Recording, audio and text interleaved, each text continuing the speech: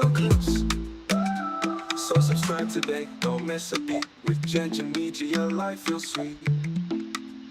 Ooh.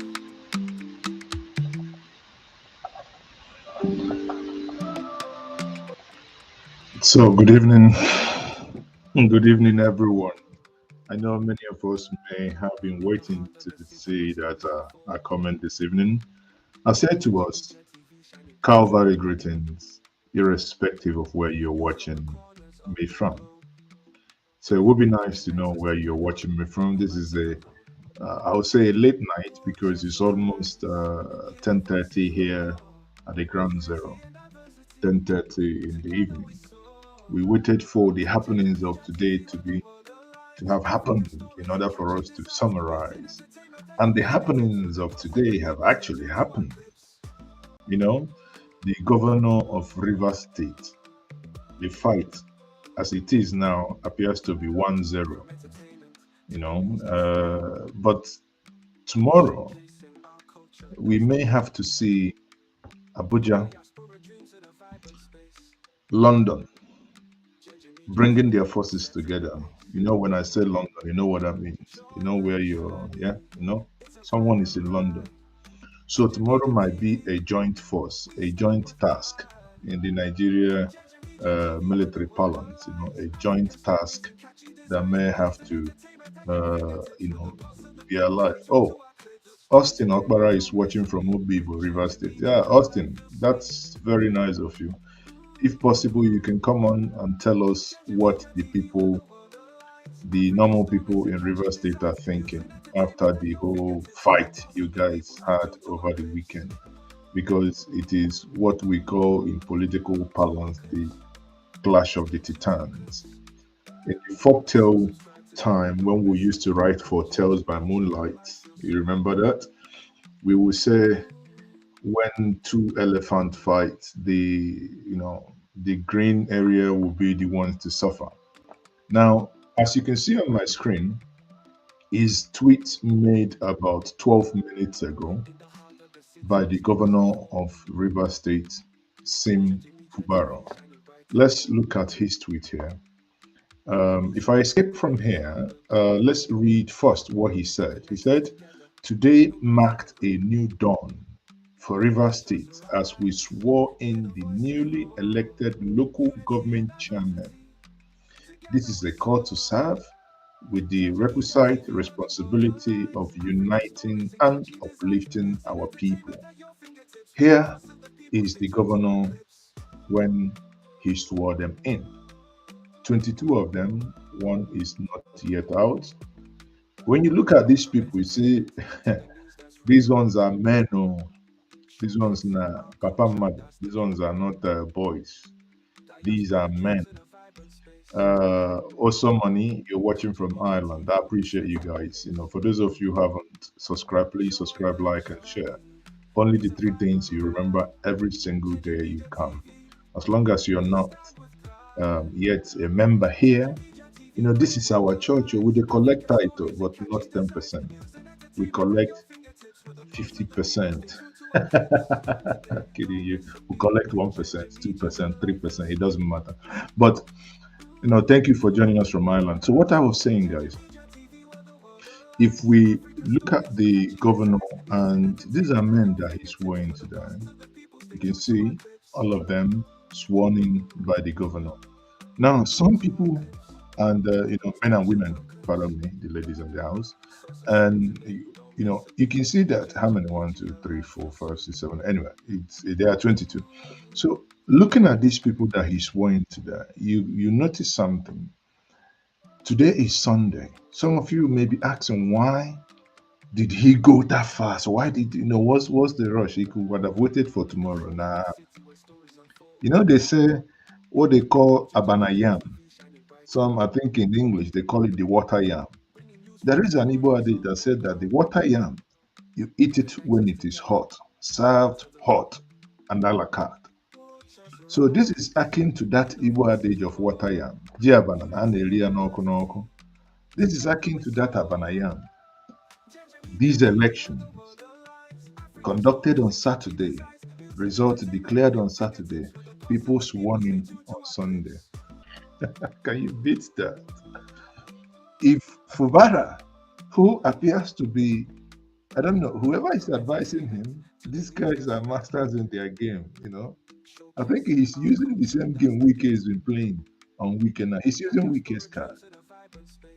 If he waits till tomorrow, they would have gotten a Jankara court to say, no, no, no, no, no, this is not going to work. You know, when a court issues an order, whether it is an ex parte order that will last for 7 days, but ex parte order will say return to status quo.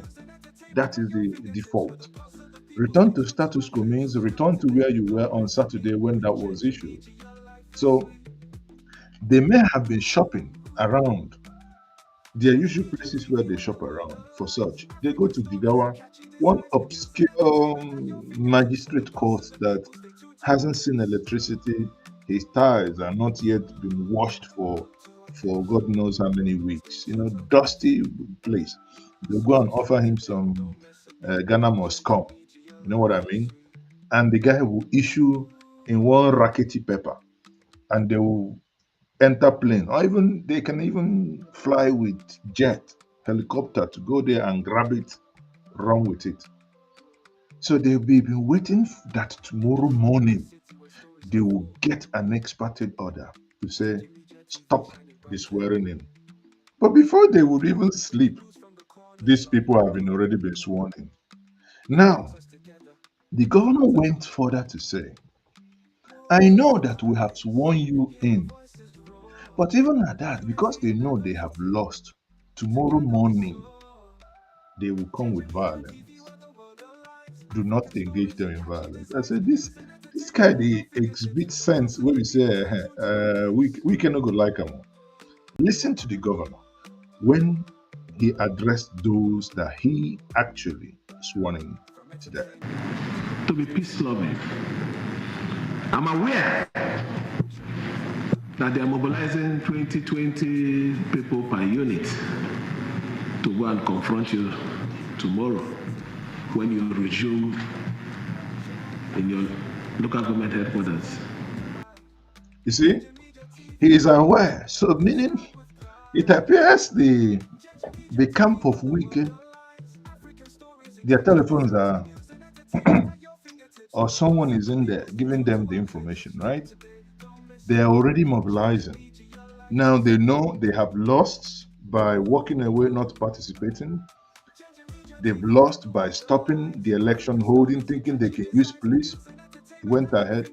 They've lost without stopping it, and it was sworn in today. You know, the individuals were sworn in today. Tomorrow, they will now want to go to various local government areas and want to cause confusion. And the governor has a very cogent advice for the people that are involved. But please, if they're coming with violence, avoid them. If they are coming with violence, in case I think the volume is slightly low, if they are coming with violence, please avoid them. I mean, how civil and democratic can that be? If they are coming with violence, avoid them. But that does not mean that you are a coward. The peace of this state is too important to us. It is on public notice. Everybody knows what they're planning. But please, I want to beg every one of you, follow my approach. At the right time, you always win if you're patient and calculative. There are other politicians that act like him. His meekness, you will misconstrue his meekness as weakness without knowing that patience is a virtue. I repeat, do not misconstrue his meekness as weakness. Virtue. Patience is a virtue. Tracy Jacobin says, no SIM, no network. This will enter. He said, no SIM, no network. Some of you on Twitter, actually, nothing they never do with Wike today. Some of you say on Twitter that Wike's SIM has been removed. He has no network. To be honest with you, this Nigerian politics get out to be. In the next couple of days, or maybe anywhere, when Edo goes to court, we'll see. Edo might come back to the scene, and the comedy show continues. That's what it is. I believe and I pray that River State will come, that this mess will come to an end. That River State finally will begin to have governance and move away from what is currently happening. We have made our promises to our people.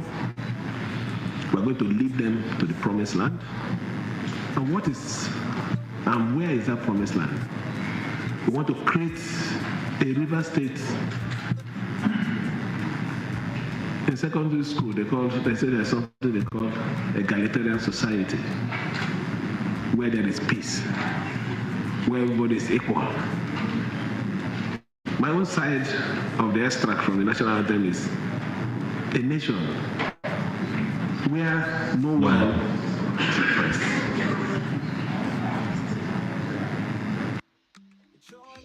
Very, very apt in terms of what he has said. Very, very apt. Now, watch again and see those in River State, what actually they are also thinking. Because at the end of the day, it's about the River State and the River State people, what is neat for them in all this mess. Listen. Well, let me also say that it is quite unfortunate that the Nigerian police force, led by the Inspector General of Police, have reduced itself to be used by Chief Banisayi Wike, the FCT minister. Is quite unfortunate, and Rivers people are watching that Wike has reduced himself to want to even be the president of this country. Why be president, for God's sake? Wike cannot be in Abuja and governor. We can't have two governors in our state. We already have a governor, Fubara. Wike has done his tenure for 8 years. He has allowed Fubara to do his tenure. What he's doing is just because this is the structure. He's crying for the structure. We have followed the structure from him. This is the structure of Rivers. This is the grassroots. Rivers have rejected Wike. What they are doing is just protest. Also remember when Atiku and others did protest. If you are calling them SUG president, Sudan Union, today Wike has led men of integrity on the street of Atako to start protesting. So let me say that what goes around comes around. So whatever you do will come back for you. What Wike did to Rotimi Amechi is what is happening to him now. So nobody should be afraid. That is law of karma. Man, these people are. Many of them are so, I call them violencers. Violencers, you know what I mean? Now, they are basically saying that Wike in River State has entered the realm of opposition, right? The realm of opposition. And there is also this individual who also captured what is happening in River State as regards Wike in a manner that you would agree with me. Also, expanding on what the previous speaker said also makes sense. Listen to it. Opposition knows you, especially when you start to the turn to student union, they do protest for road. No say your matter not spoil. Now what we do for 8 years? Well, for APC, that's what we do for 8 years. When you say we can governor, we they do protest upon protest. Oga they come today, 15 man per unit, make them mobilize, 15 per head per head. I beg go on and no pass 15, no say you get as it be. When we take over, all this effort, we go sort about, that's all they hear. 8 years, Oga they come today, make them mobilize. And I don't enter that thing where we see for 8 years, make them see how the team be. Now all of them don't turn judges and lawyers. That's why I'm going to analyze judgment up and down. That time for APC, he got one judge where every APC man know his name. His name is Justice Lambo Akambi. And I never even try. I never start. One I go do small. And I'll call, some name go come be familiar with honors, such as Omoto Shop. Justice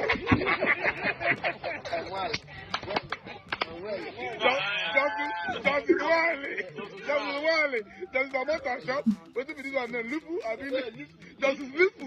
And I go grant names of judges in this country. I don't say it. 70% of them I go come to. And I go talk political commentators without television. That's it.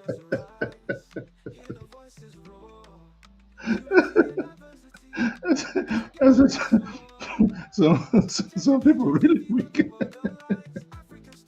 So, in essence, what they are telling Wike, they are telling Wike to brace up that he has joined the opposition party. Oh dear, this is cracking me up. If we go back to the archives, you see, this scammer, he said that this is what he did to others that is hunting him. But you know, this scammer, they get us in it. If we go back when Dino Melaye, the what I call the overgrown baby, when he was contesting for a Kogi State governorship under PDP, and they had issue with Wike, and Wike publicly said, "Oh, is that the one they want to give the ticket?" You know, kind of discarded him. And Dino Melaye had the following to say about yes. Nigeria no kill me. Had the following to say about yes. My primary business is other people's businesses. If I open my can of worms and maggots on Wike, but I'm waiting for him. His territory that he's trying to practice is my own primary constituency, and I'm waiting for him. He's a pretentious character, he's a liar, and he has no integrity, no iota of integrity. Wike was calling me when Atiku Abubakar was to announce his running mates. I have records, and I've printed it out, and I'm waiting for him. He called me 19 times in 2 hours, begging us to convince Atiku Abubakar to make him the vice presidential candidate. So when I see him lying on TV, because of the south of this country, because of southern Nigeria, the name of north to south, you that were lobbying us and begging us, promising us heaven and earth to convince Atiku Abubakar to make you vice presidential candidate, to the extent that he was at the airport. I have a video. He spent hours in the airport waiting for me to call him to say, Atiku have picked you as a... He was at the airport here, waiting, calling me. He was calling me, my brother and friend, who is were in the Senate together, was also calling me that day. I have witnesses. I even gave the phone to Abdul Ningi to speak with him. I gave the phone to Senator Zameri to speak with him. He was begging all of us, promising heaven and earth. Atiku should announce him. It was around 1 or so that I told him, Oga, nobody will give you vice president. That was when he left and then flew back to... So the man who was so desperate to be vice president, because you didn't get it, you now started a southern agenda. I don't believe in such unprincipled, zero integrity character like Nyesom Wike. The man, Wike was the one who brought Ayu. Wike was the one who sponsored Ayu. And that was why Wike made all the governors to endorse Ayu. That's why there was no election in Ayu's, in the national chairman's office during the convention. Ayu was unopposed. Now you are saying Ayu must go, he wants to go to the south. Maybe because of the alcohol he took. Maybe he thought Ayu is from Abia State when he was supporting him. Because Ayu is from the north. You are the one that brought Ayu. When did you now realize that Ayu is a northerner? But he was doing that time to satisfy his own selfish ambition of becoming the presidential candidate from the south. So he doesn't want the chairmanship at that time to go to the south so that it will not affect his ambition of becoming president from the south. So he pushed the chairmanship to the north and thinking he will be able to bribe Ayu to produce him as the presidential candidate. When Ayu refused to do the wrong thing, then Ayu became an enemy. Is it not the same Wike that removed his brother, his mentor, Prince Uche Secondus, as the national chairman of the party? If you love the South so much, why did you remove a southerner to bring a northerner? Today you are saying chairmanship must go to the south. Was the chairmanship not in the south? Was it not you, Wike, who went to court, who did everything, expelled him from his ward? Now, meanwhile, before we even bring Wike on here, after the whole thing today. The people of River State, some of them, not everybody, so that you don't misquote, went to the street.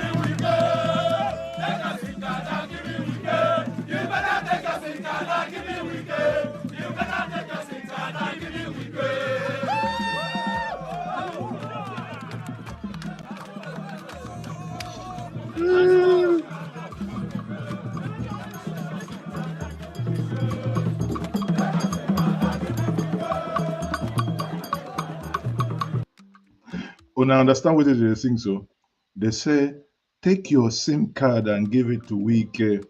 So, meaning, take SIM Fubara and give it to Wike. For some reason, a lot of people in River State are just turning into violencers. For some reason, Wike governed this state for 8 years, but it appears the Rivers people are so happy to even see what is happening, right?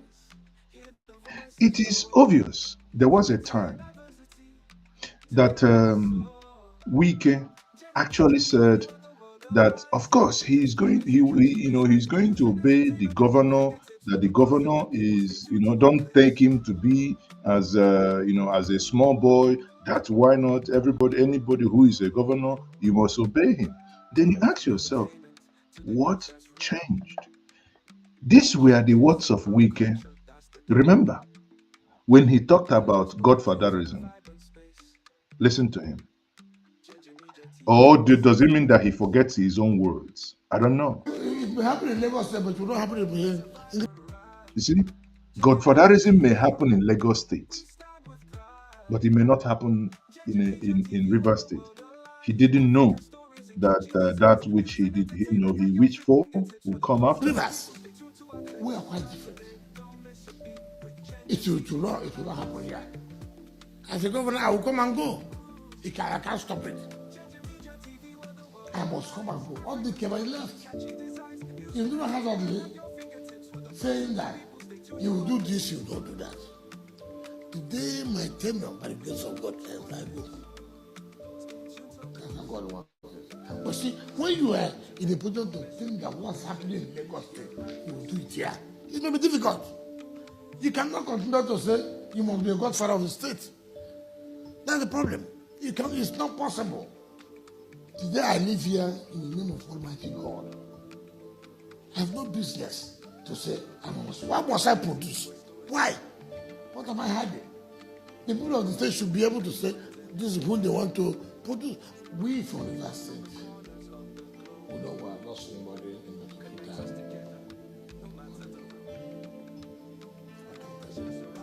future. Listening to him say these things, listening now, understanding what is happening now and what he is doing, you begin to wonder, do politicians actually want the citizens to believe them? Because everything he said here is exactly the opposite of what he is doing. You wonder, do politicians actually want you to believe a single word that he said? Someone now went to work. I don't know who to give credit to this, but whoever compiled this thing did a fantastic job. He went to work, compiled all the things Wike said. You would think that this is someone probably who has bipolar, who thinks about something else and says something else. You be the judge.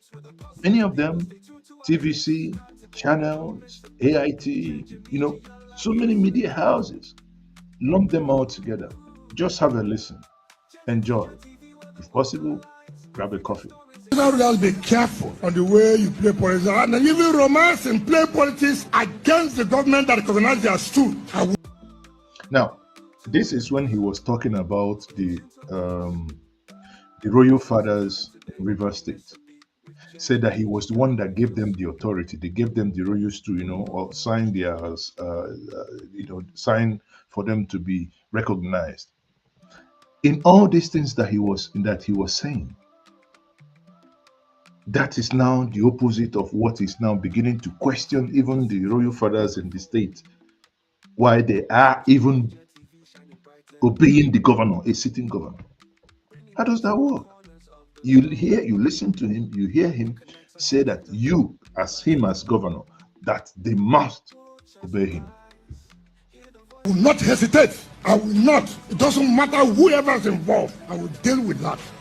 I have been careful. I've been warning. Don't dare you think. You come here, you call me your in-law. I won't take it. Don't insult the seat of government. Nobody will take it.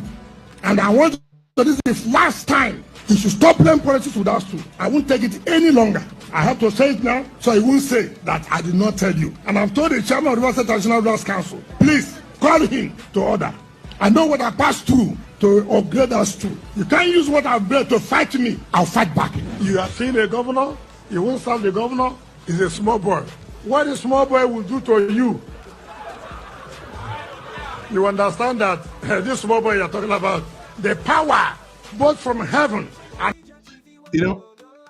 He moved away from the stool of a thing.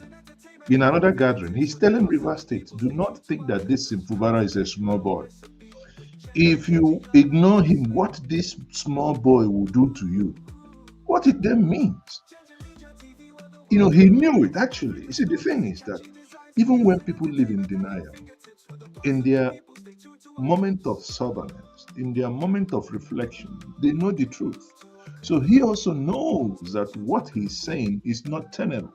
He also knows the truth. And that's why he said that this governor, you may call him small boy, you may think he's meek, you may think he's quiet. But when he does something, and it appears the day of reckoning is here upon him. And earth is with him. When he descends on you, then you know that Kakindo be leader. We are going to support the governor. Anything he wants us to do, we will do. There's nothing like my mentor, there's no mentor. He is now our leader, isn't it? Anywhere he directs, we go, isn't it? So if you're saying this, he's your leader, understanding that he is the current leader, both the state leadership, elected leadership, the highest office in the state, elected. The same way president is the highest office elected in Nigeria. So why are you not, you used your mouth talking. Question is, why are you not then obeying? No, maybe not obey in that sense, but why are you not then playing along with the... You follow. So those of us who understand what power is all about will respect the authority. Has emerged and has emerged. So wait till 2027. Whether you be alive or not, it's in the hand of God. So wait, He will govern us till 2027. And I believe, from what I've seen, the way he has started work, I hear now there are spiritual commissioners. That tells you a man who is ready and prepared to work. This is the same Wike who thinks that the worst thing that's happened in River State is Fubara. This is the same man here, praising him, saying that how you know a man who is ready is the moment he started, he hit the ground running. So again, what changed? There's no waiting, which means before he came, he had put himself down, he had looked at people and said, well, if this thing happens, this is what I'm likely to do. And we're not going to relent. That's why I said don't touch River State. The day you touch River State, you will begin to have problems. I have no doubt. All those who are scheming against River State, just watch how they will be having problems. When I hear people declaring for APC, saying that they want to continue the good job of Mr. President, the good job of people dying every day, the good job of Naira falling every day, I feel so ashamed that we have gone to the level where sacrificing, people will come and say, look, I want to continue the good job of Buhari. What is the good job of Buhari? Here, he was taking a swipe at the president, Tinubu, when Tinubu said, I am going to continue from the good job of Buhari, and he lashed out. What is the good job of Buhari? The good job of Buhari is people dying every day. Eventually, the same person and the same party that he has questioned, that he basically said, what is the good job you've done? Is the same party and the same person becomes the best thing that has ever happened. Of hunger is a good job, of poverty is a good job, of insecurity is a good job, of the economy falling is a good job. It's such a shameful thing. Only one person can be a minister from a state. Now, that was when he didn't know, probably didn't believe that Tinubu would make him a minister. Understanding that he is not a member of the APC, and that he didn't know that Tinubu would expand the cabinet beyond the constitutional numbers, because the constitution says 36 states plus the FCT, then one minister per region, right? That is 37 plus 6. But Tinubu went beyond that. So he didn't see that, he didn't see it coming. He's already, just like Dino Melaya said previously, when he was telling the PDP, I mean, honestly, I fell for that, because when Asaba, I fell for his gimmicks too, I must confess. When Asaba convention happened, right? No, Asaba declaration. When the southern governors went to Asaba, Okowa hosted them, saying that they will ensure that a southerner becomes the president. When they went to Asaba, they said total capital rejectment of open grazing. On this platform, I praise the governors for the first time that they are working up, because it does not make sense that in the year 2022-23, cows will be marching the streets of Nigeria. No, we eat cows, yes, but the level of destruction that was happening then, you get into people's farm, destroyed. So they came in Asaba, what would then know Asaba Declaration. If you Google it today, Asaba Declaration 2022, many of us supported them. We didn't know that Wike was doing all those things, bringing them together for his own selfish interest.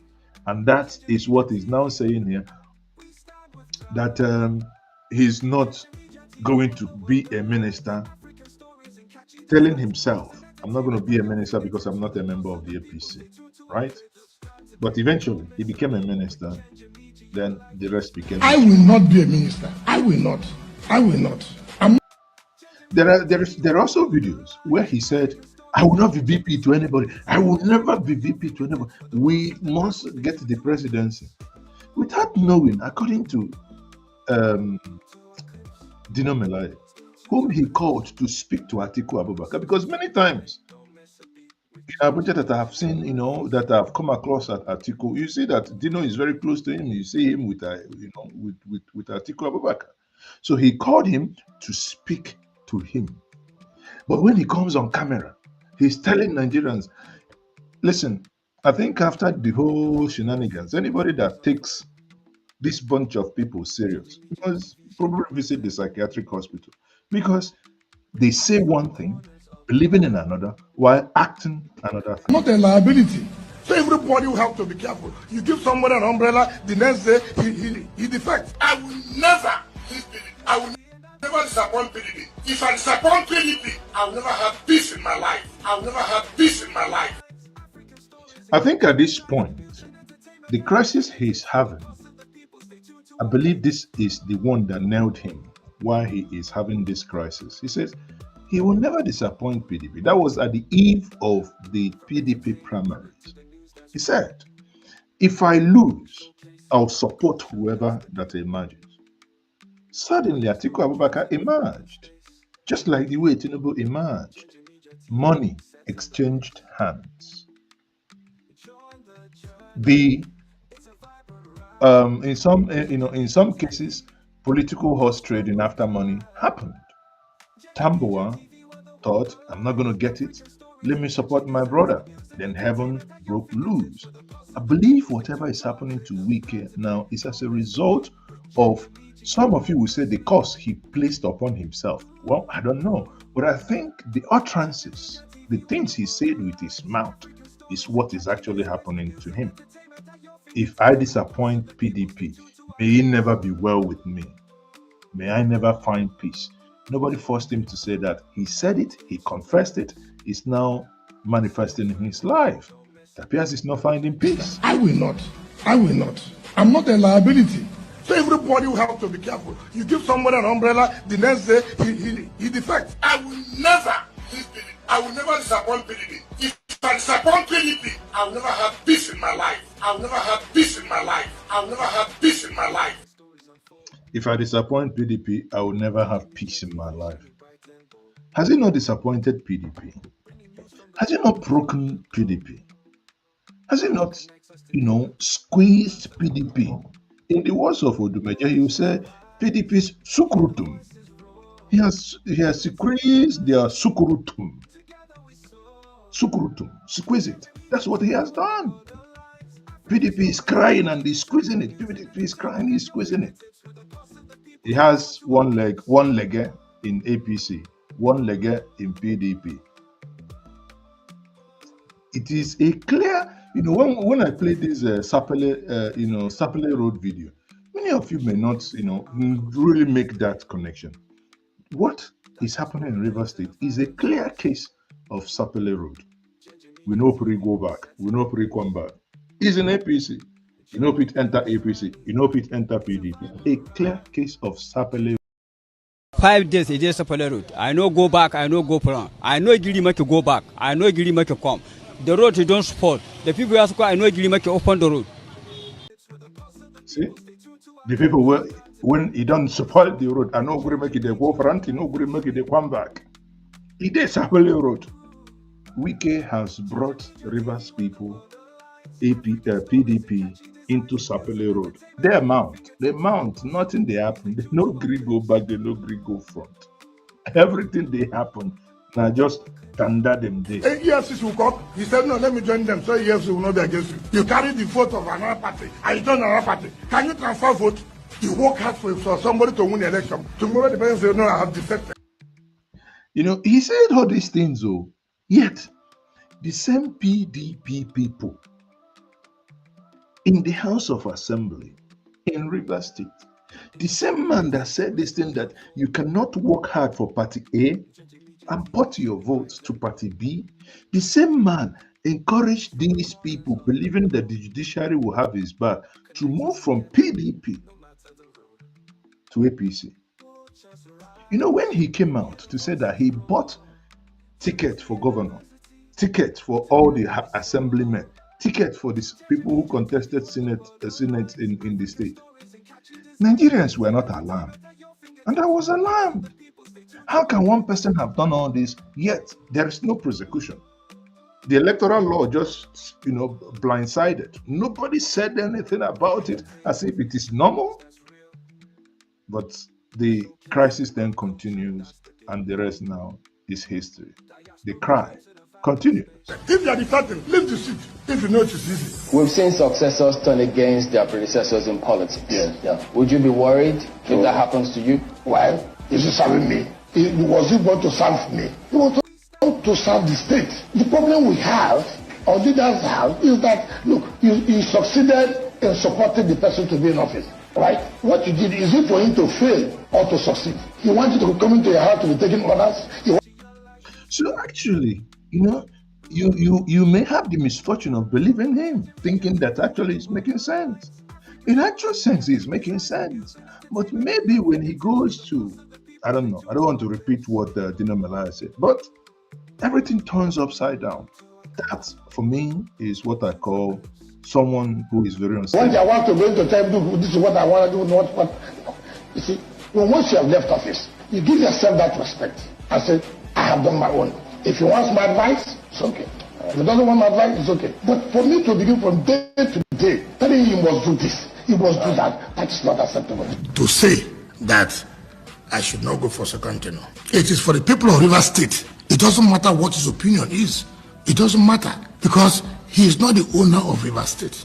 He's not the people of River State. It's one person in River State.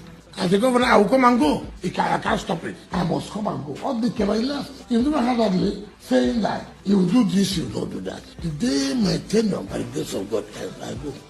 And God wants it. I am not going to impose anybody on this state. I will not do it.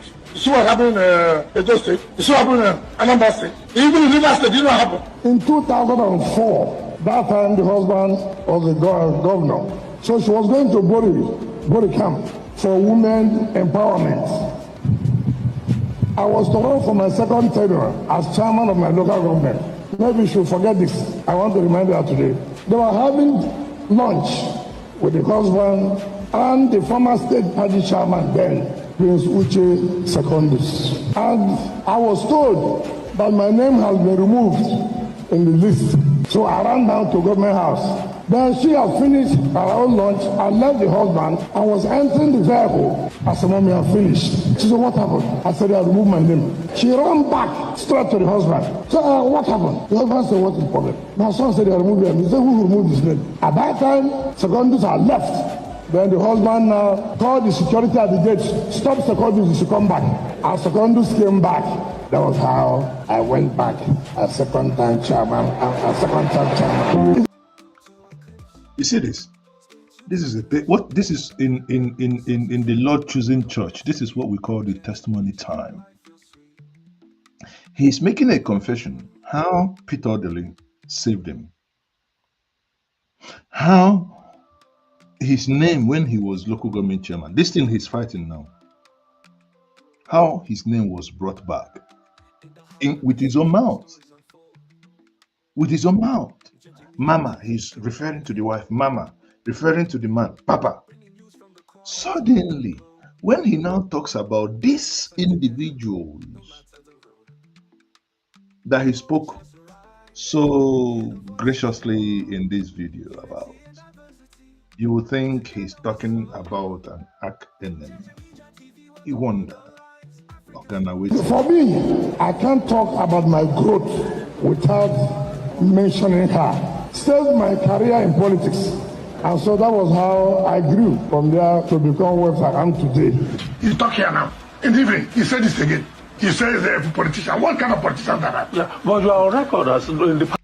Now, you know, this is one of the good things I love so much. When the journalists now want to remind him of the video you just watched, you listen to him and hear him say it by himself. Then you judge. Past publicly saying that you will never have a kind of disagreement with Dr. Odili that will lead to this kind of forced relationship. No. Sir, that is saved your political career. No, don't make that. I never said so. You see? People are waiting, you just watch na. He's denied it, that he's never said so. In case you've missed it, let's watch it one more time. This is how he was talking about Odili and the wife. How the wife saved his political career.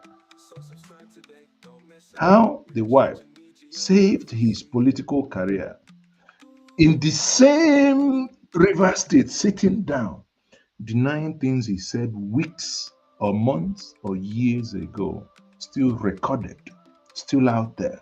Maybe thinking that River State is a state populated with people with dementia, Alzheimer, or whatever, that they cannot recollect what happened yesterday. People, it's interesting. Let's play that once more. While we do that, please, if you're joining me for the first time, please click like and share. If you've been a regular here on my shows, please like and share. If you are for the first time, like, share, and subscribe. Just subscribe. You subscribe, we can, we'll give you a thumbs up. When you subscribe, your name shows on the screen. We give you a shout out. Oh, we have 1 + 1 + 1 + 1. Okay, so let's listen to this. In 2004, that time the husband was the governor. So she was going to Bori camp for women empowerment. I was to run for my second tenure as chairman of my local government. Maybe you should forget this. I want to remind you today. They were having lunch with the husband and the former state party chairman then, Prince Uche Secondus. And I was told. In case you forgot, or if you joined me from the beginning, Tino Melai made reference to this Uche Secondus. He was the one that single-handedly brought Uche Secondus. He was the one that made him, obviously knowing that he helped him during his own time, he paid him back. But he was the one that went ahead, going to court, getting an injunction to sack Uche Secondus. That Uche Secondus did X, did the other one. Why? Because he wanted to remove Uche Secondus, bring in a Notana, so that, as PDP, the way they share their positions, not south, because in his thinking, if Uche Secondus was there from River State, then he cannot. Nobody can say, okay, give us your presidential candidate from River State, because it will be South, PDP chairman, South, PDP presidential candidate. It's a total no. And in order for him to wiggle around that was why he did what he did. But here, praising Orderly and his wife, in the other bin, castigating them. I don't know if the man is unstable. I don't know what's actually wrong with him. But my name has been removed in the list. So I ran down to Thank government you, house. Melody, When she had for finished joining. her own lunch, I left the husband and was entering the vehicle. I said, Mommy, I'm finished. She said, what happened? I said, I removed my name. She ran back straight to the husband. So, what happened? The husband said, what is problem? My son said, I removed him. He said, who removed his name? At that time, Secondus had left. Then the husband now called the security at the gate, stop Secondus to come back. As Secondus came back, that was how I went back a second time chairman, a second time chairman. For me, I can't talk about my growth without mentioning her. Saved my career in politics. And so that was how I grew from there to become what I am today. You talk here now. In the evening, he said this again. He says a politician. What kind of politician that? Yeah, but you are on record as in the past publicly saying that you will never have a kind of disagreement with Dr. Odili that will lead to this kind of frustrated relationship. No. Sir, that is saved your political career. No, don't make that. I never said so. Any day that I will make Dr. Odili and his family to cry, God, don't allow me to grow. The same, did you hear that? Apart from that, he went public again to say any day he will not testify of the good things Orderly did for him. God, he wanted to say, God, take my life, but he paused. If not, he may have been dead by now. But he paused. The power of spoken words and say, God, make me not to grow. I don't know if he's growing or not, though. I don't know. I hear they have a judicial consultant now who say they should not worry. As far as she's there, nothing will happen. That is their business. As far as God is the one that put you there, the same God will protect you. So let nobody tell you stories. I built the cancer center on record time by the best construction company, Julius Berger, and I named it after one man. I built Judicial Institute, and I named it after one woman. Leave these political harlots, leave these political challenges. I will continue to defeat them. What is happening here in our dear state is somebody who have respect for an elder. Mr. President invited all the parties to Abuja and came out with a resolution that we should go and implement. That resolution, I'm implementing it, is not a constitutional implementation. It's a political solution to a problem. And I'm doing it because of the respect I have for Mr. President. But let me say it here. If that action that I've accepted to follow will be taken for my witness, I will surprise them. And again, finally, in closing with this video, he did what? He did keep to his words. He surprised them. Now he don't surprise them. Everybody done they run Heretas Karata. My South African friends will say everybody is running Heretas Karata. And listen to this analysis and understand more. Once a supporter and a huge side player with former governor of Rivers State, Wike. Where do you stand today? Clearly, I'm a PDP member. I stand with Governor Fubara in Rivers State, and I stand with the people of Rivers State. And I say so without mincing words. Yes, you are right. I was with former Governor Wike. But let me even enlighten you and listeners a little more. In 2015, I was his chairman of his inauguration committee. In 2019, I was chairman of his inauguration committee. In 2019, I was his agent at the collation. In 2022, I was his agent at the presidential primary that he was thoroughly defeated by Atiku. Right? So, yes, we are political associates, but now we no longer are. I mean, can one describe that as some kind of betrayal? And on the other side, you know what they're saying, that your likes are now fair weather friends.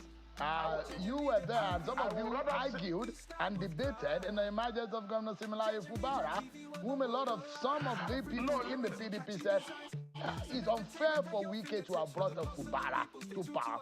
But now they say it's a fair weather situation for you now to be against Nyesom Wike. At what point did you depart from supporting Nyesom Wike? Okay, so it's good to put the record straight. I told you that up till his primaries, I was his agent, right? So, and the primary came after the emergence of Governor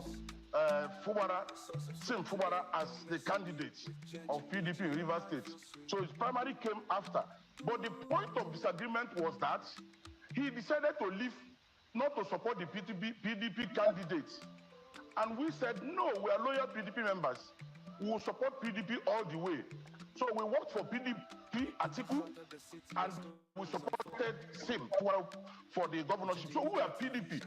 So that was the point of disagreement, where on his own he clearly felt, oh no, he cannot support PDP because he lost the primaries for governorship, presidency, and lost the bid to become the running mate to Atiku.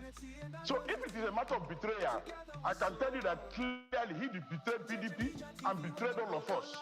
We all played major roles for his emergence in 2015, clearly, and he knows it. But today, all you hear is that he's the governor, he was the governor, nobody, clearly, you know, you've said it clearly. We all were part of making him.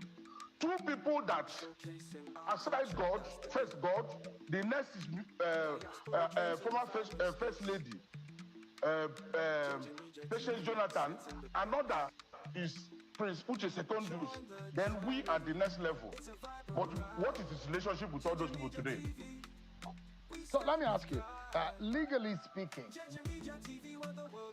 Okay, so when you look at one of his allies say these things, where does this point to? What does it point to? Does it point as someone who can keep a relationship, who can keep to his words, right?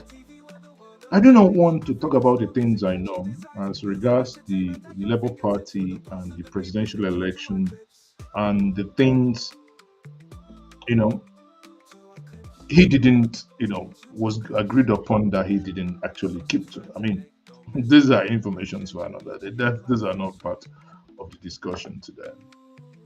But one thing is very clear, like I said before,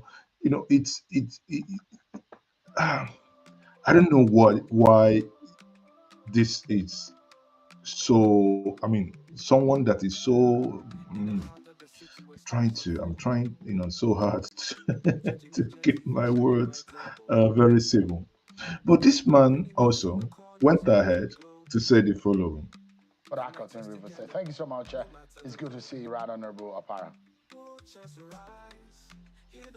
Thank you, Shehu. How are you doing? Yeah, I'm all right. You are a chieftain of the People's Democratic Party. But, I mean, in your lifetime, you've seen a situation where your party, the sitting ruling political party, went to the LG election, shot blank. APC, shot blank. Labour Party, shot blank. APP, which politically speaking, we do know, and a lot of Nigerians know, that this is perhaps driven by the state governor. But how do you describe that kind of political complexity? Whereas being the definition of reverse politics as of today. Yeah, thank you, Shehu. What we are seeing, I'm finding now, is a situation that one man wants to control all the political structures in the state. That's where we are. It's only crab that eats with two hands. Crab is eating with both hands. A man wants to be in control of APC structure. He wants to be in control of PDP structure in a state, in a democracy. How do you explain that? So we found ourselves, and I think the governor found himself in a situation where the party structure is not in his hands.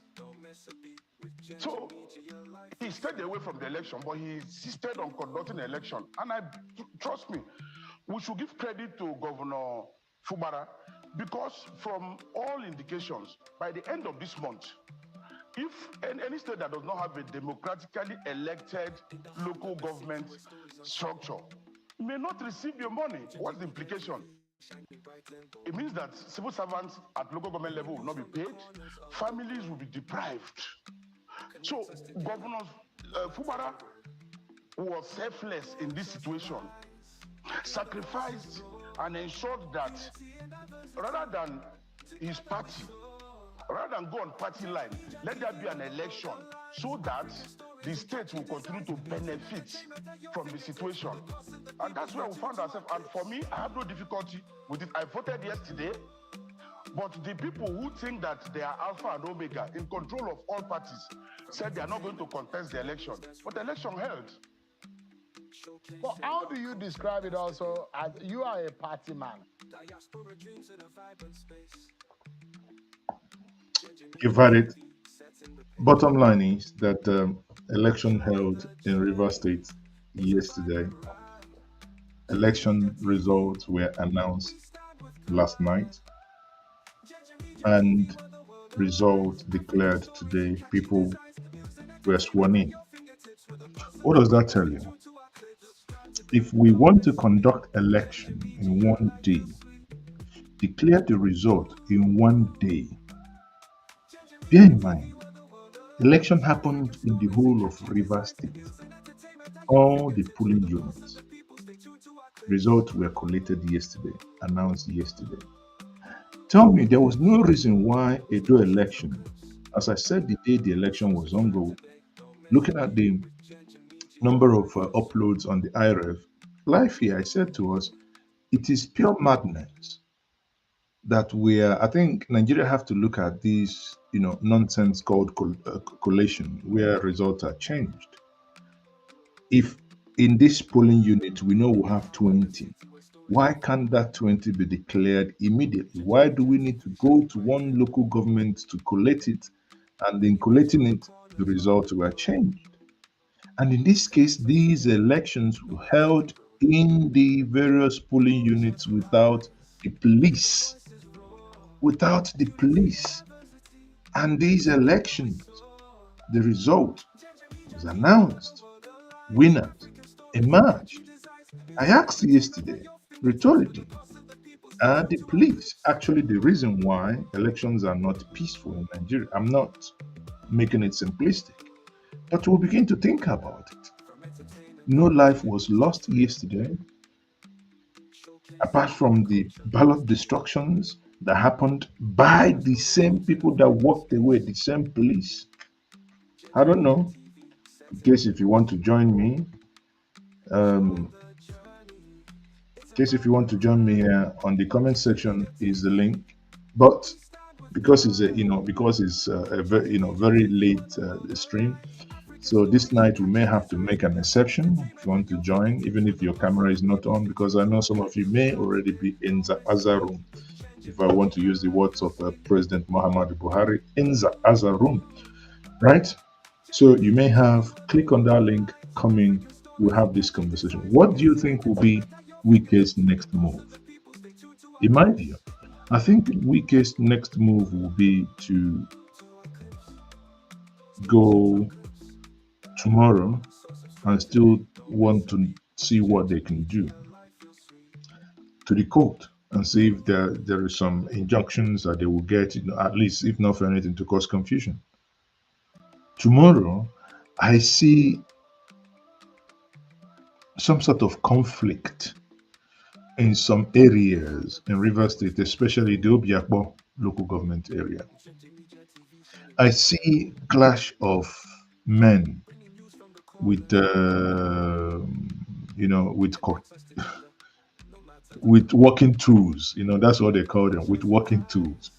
I see men clashing tomorrow with their walking tools, with the walking sticks and their granotes.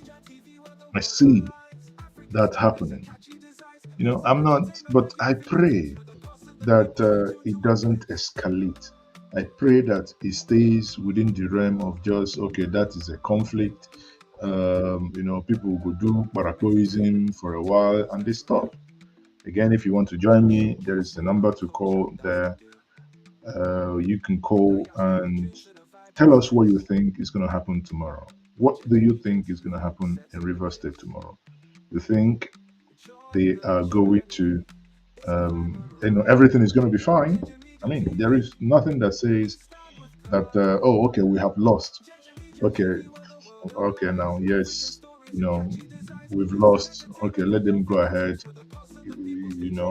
But do you think they can actually say that? Do you think that the people that have lost in this have the capacity to actually say, okay, we have lost, okay, you have won, congratulations, or anything like that? I doubt it. I doubt it. If they do have that capacity, I do not see them agreeing. I do not see them agreeing to what has happened. I see them not giving up, but wanting to also, do some, what we call in the local parlance, do some nigga. Do some, I no go agree, I no go agree, or I no go agree, I no go agree. Right? Even Ugochinyere, in one of the interviews that he gave, also had the following to say, because everybody's putting up their opinion. Let's listen to Ugochinyere. There's nothing happening in River State that has anything to do with the interests of the sitting president.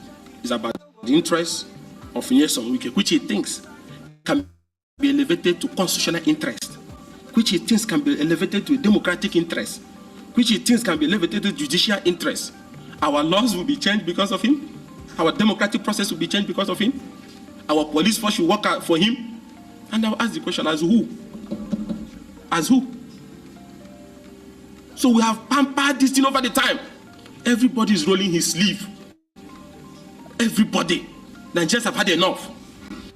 And those who are doing this are not helping the government. And today, you remember their political journey. Today, Azota Mbata, them who helped them may not be a good man. Rotimi Amechi is not a good man, even his wife too. Those who used to cook for them. Peter Odili is no longer their overall leader, no longer a good person. Amechi is no longer a good person. His friend Andrew Ba is no longer a good person.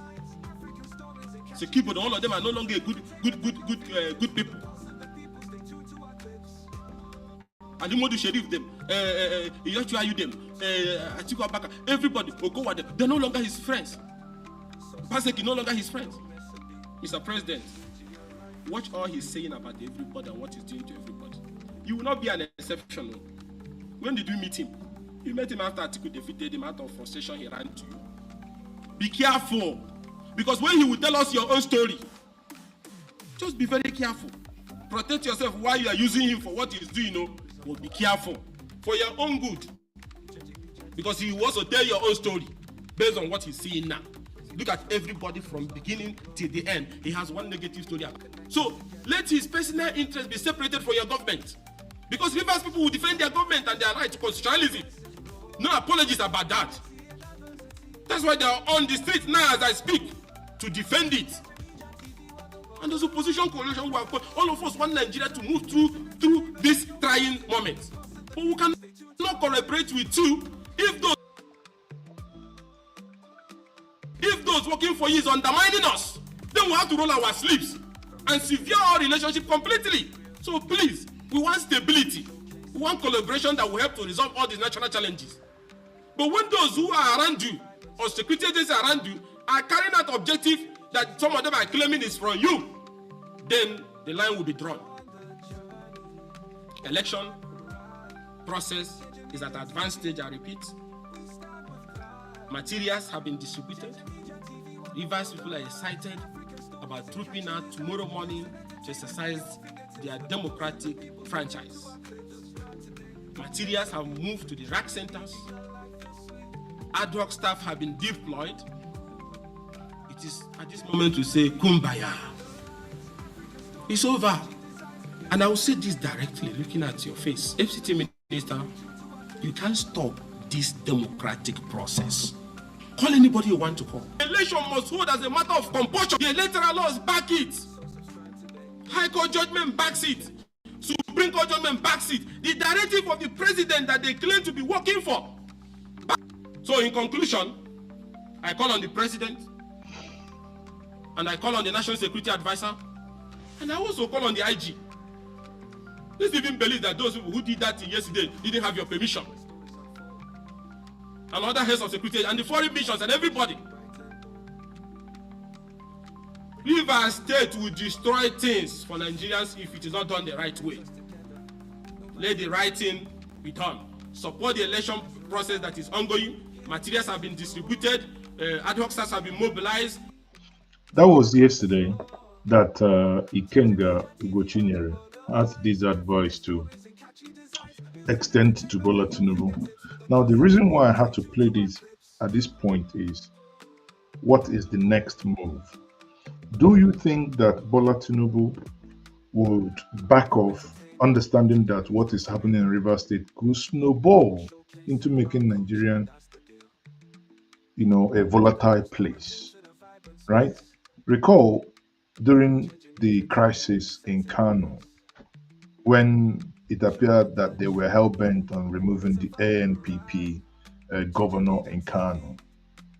At some point, they understood very clearly that Kano people were ready. If you want to make us scatter them, we will scatter them. And what did they do? Well, in English, tactical withdrawal. So they withdrew tactically.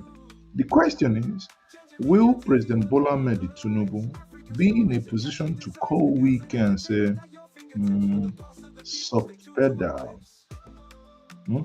pedal, dear, on this? Or rather, would you be able to pull out from this? Will he be able to do it? I don't know. But I think if Tinubu is able to, that will be the best thing for him at this point. Because if you don't know, I do not know if there is any state, maybe Zamfara, I don't know, that you have the level of ammunition in the wrong hands in Nigeria more than Rivers State. In quantum pieces, right? Not be moi. If you recall yesterday, when Asari Dokubo was angry, he made it very clear that if the helicopter that was flying around his house continued to fly around his house, that he was going to shoot it down. Well, some of us may say that's actually somebody making an empty threat. But could we make a connection that the River State, there is the other one they call,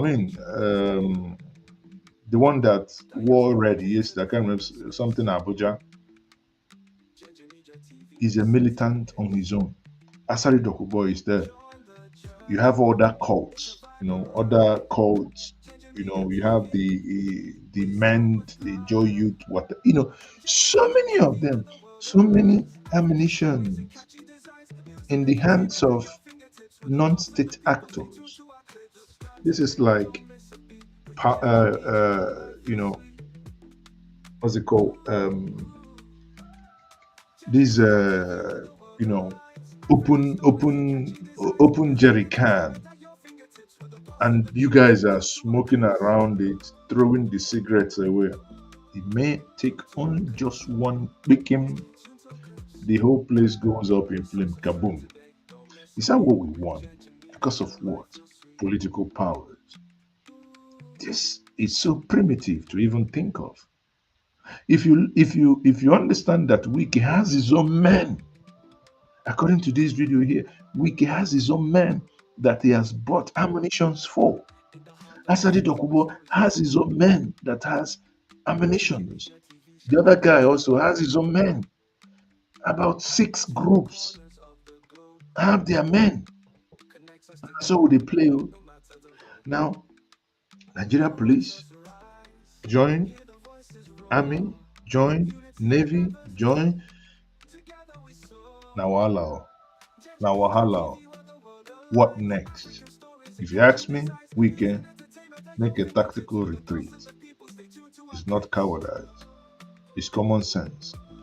Nganga. Ekenye ji agbara efi ọsọ. Make a tactical retreat. Our people, good morning, good afternoon, good evening.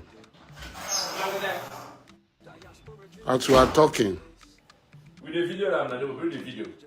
As I said in the video, that's the video. Wike's soldiers, Wike's police, whoever, had been flying over my house and my compound in the last 30 minutes with 2 helicopter gunships.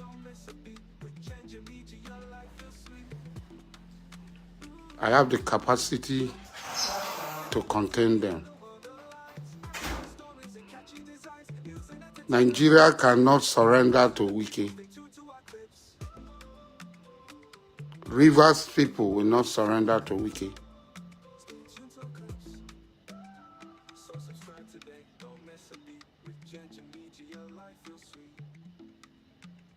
Ijaw people will not surrender to Wike. I have the capacity to contain them. And the government knows that I have the capacity to contain them. As I've been containing other people. Let them tell Wike to back off. I am 60 years old. I've never been afraid of death. I've always embraced death.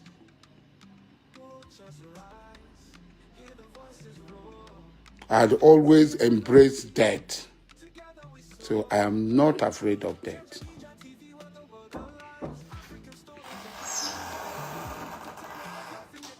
So all those who are there, when the helicopter is shot down, let nobody blame them. I didn't go and look for the helicopter to shoot them down. I will shoot down the helicopter.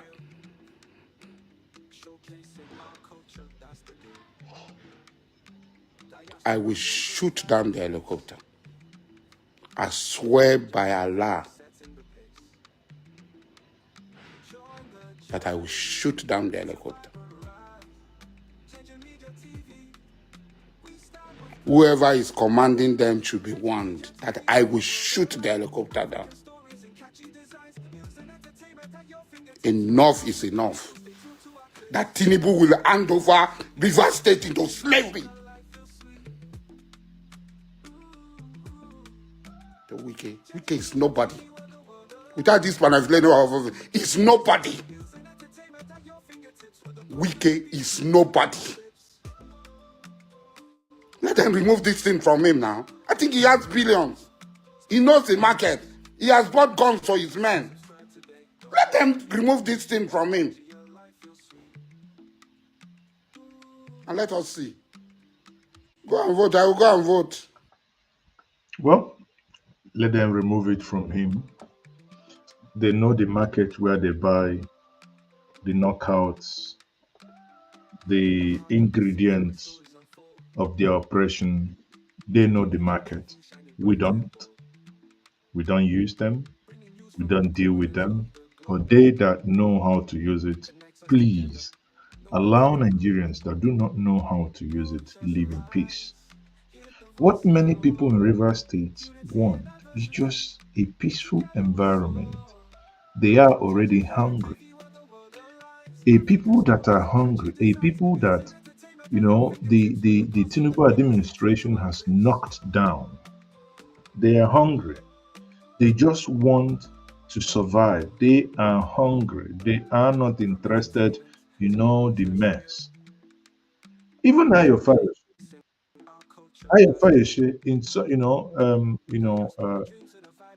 a long while, actually was a time. It was in fact who predicted that this crisis may actually happen. Ayefashe, the former governor of Ekiti State, when he had the following here to say, when he talked about these things before they even happened, warning Fubara that he should look the other way. I mean, why would somebody look the other way if you're taking almost the whole money accruing to the state? If not for God, politically, and this Wike, I will have more than enough problems. He stood by me. He assisted me. He defeated my enemies in my own eyes for me.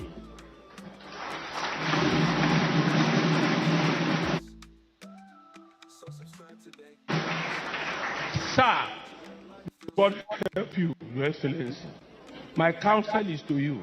God will help you. Don't see more than what you are supposed to see. The moment you want to see more than you are supposed to see, you begin to see spirit. Oh. I know we go.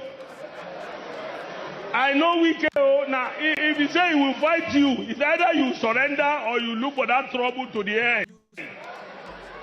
God will not find you Wike's problem. Oh. He has found you Wike's favor. Remain in God's favor and Wike's favor. God bless you. Oh dear, he has found you Wike's favor, right? He has found you Wike's favor. I'll leave us with the last thing here.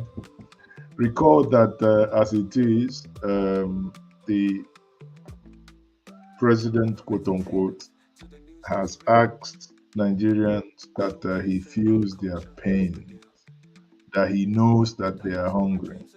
He sent Femi Gbajabiamila to tell Nigerians, I know you are hungry. I can feel your pain. Everything that you're going through, I know.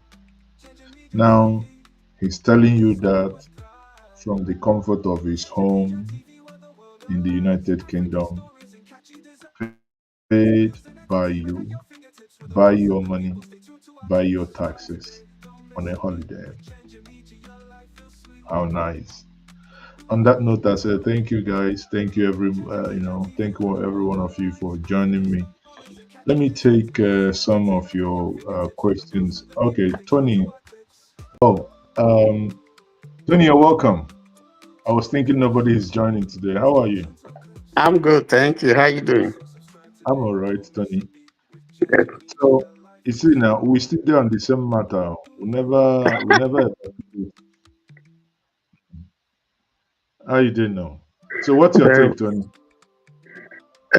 Just coming in. We're looking at River State, right? Yes. What next? The governor apparently has won. Quote won. He has sworn in those that won the election. He swore them in on a Sunday. Trying to avoid by tomorrow they might have to go and get court injunctions to stop them. Having done that, what do you think will be the reactions of Nyesom Wike by tomorrow? What do you think will be their next move? Can they be predicted? Wike is the never say die politician. I think he understands the game very well. But we can say that Fubara has won round one. I'm not sure Wike will let it go because this is a structure that he has spent years to build, and it looks like the thing is slipping off his hands. Did he build the structure? The structure has been there. Ada George was there. Peter Odili was there. Rotimi Amechi was there. So, and he himself said it in one of the videos we played earlier, that these people were there before him. So no one can expect that he will now come, that you come, you do your own, you go. So how does it then, 4-layered structure since 1999? Ada George, Odili, Rotimi Amechi, him. Then he doesn't want to do what every other person did, because if Odili Actually, if you look at all those that governed Rivers State, Odile appeared to be the most matured and well connected amongst all of them. So if he wants to really be that greedy, he's the one that should have been calling. In fact, he should have been the Jagaban of Rivers State if he had wanted. He had the sagacity too. But he respected himself. He walked away from the scene when the ovation was high. So, like what you're trying to allude to. So, how come Wike is not able to do same? And what do you think he will do next? Well, I think that Mickey is a highly ambitious person, and there's nothing wrong with that to be ambitious. But you can see he systematically uh, uh, eliminated all those who helped him to rise. From Odili, for a while, everything was okay working with them. And as we speak today, I'm not sure that the relationship that he has with Odili is as it used to be. Because we have heard him say certain things that are not very complimentary about Odili and his wife. Mm-hmm. And then we moved to Amechi. He was chief of staff to Amechi. He was a party to Amechi, and we know what happened between him and Amechi. He fought Amechi to a standstill. Today, I'm not sure they are the best of friends. So he systematically, maybe that's a strategy. Those people that he would have somehow be subservient to, he totally, took the structures away from them, and so that eventually he just emerged as, if you all the period that he was in, he was governor for the 8 years that he was there. I'm not sure there was anybody who was dictating to him. Amechi was not dictating to him. Odili was not dictating to him from what we gather. So it was just him and him and him alone. And so that's why I said he maybe he hijacked the structure, rebuilt it, and turned all the loyalty to himself. So as we speak now, the problem that he's having is like the same thing that he did to all those who brought him up. Is what he's experiencing now, because we can say that he brought Fubara up. Fubara was his accountant, is accountant general also. Was his buddy. Yes, I'm sure Fubara knows he's in and out, and the man just laid down there quietly, and then they would have had some agreement. Usually at like the politicians do, there would have been some understanding between himself and Fubara. And so what we're seeing is probably one person now saying, listen, I've given you one part of my kidney. I can't give you the other one because that means you want me to die. So I see Fubara trying to assert himself now as the governor, which he should, and Wike is not letting go. So I think round one, we can say that Fubara has won. He just took away Wike's SIM. And for now, we're saying Wike that is seamless. And Wike has no network. He has no network. Oh dear. Wike has no network. He has taken away his Wike's SIM. But if you look at it the other way, I mean, in some of the things he has said, that if I ever go against Odili and the wife, let it not be well with me. If I ever do this, let it not be well with me. Some people who are religious can actually begin to argue with this point that these things happening to him could be karma. Because if you look, it appears there is a consolidation of all those that he has fought, those that has helped him from A to Z. The only person that we have not seen him publicly fighting is Mama P. But aside Mama P, every other person, Secondus, Odili and wife, Rotimi, all of them. Could it be that these guys are now is payback time in their view, and they are ganging up against him to get their own pound of flesh? And for before you answer that question, I say for those of you watching, please can you just like the stream now? I'm probably be the only person streaming now from this part of the world. The only thing we can do is to like. We only have only 16 people liking that stream now. Come on now, we can do better than this. Tony, you can answer the question. Thank you.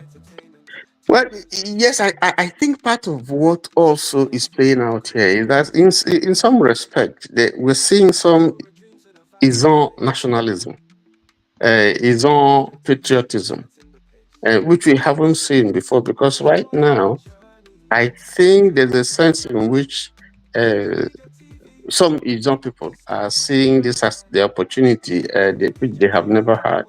And so they're rallying around their son. I mean, even Chief, the Joe chief from Delta State, former minister and other statesman, what's his name again? Uh, uh, Come on now, I've forgotten again. The old Edwin man, Clark. Edwin Clark, yeah. Yes, yes. They're all rallying, support for, even though he's not from River State, rallying support for Fubara, and rightly too.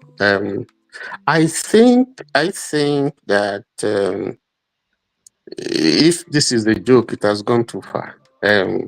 If the elders in River State are not able to intervene, and I see the difficulty because I don't think Wike is one who really want true settlement. If it doesn't go his way, I'm not sure he's going to accept it.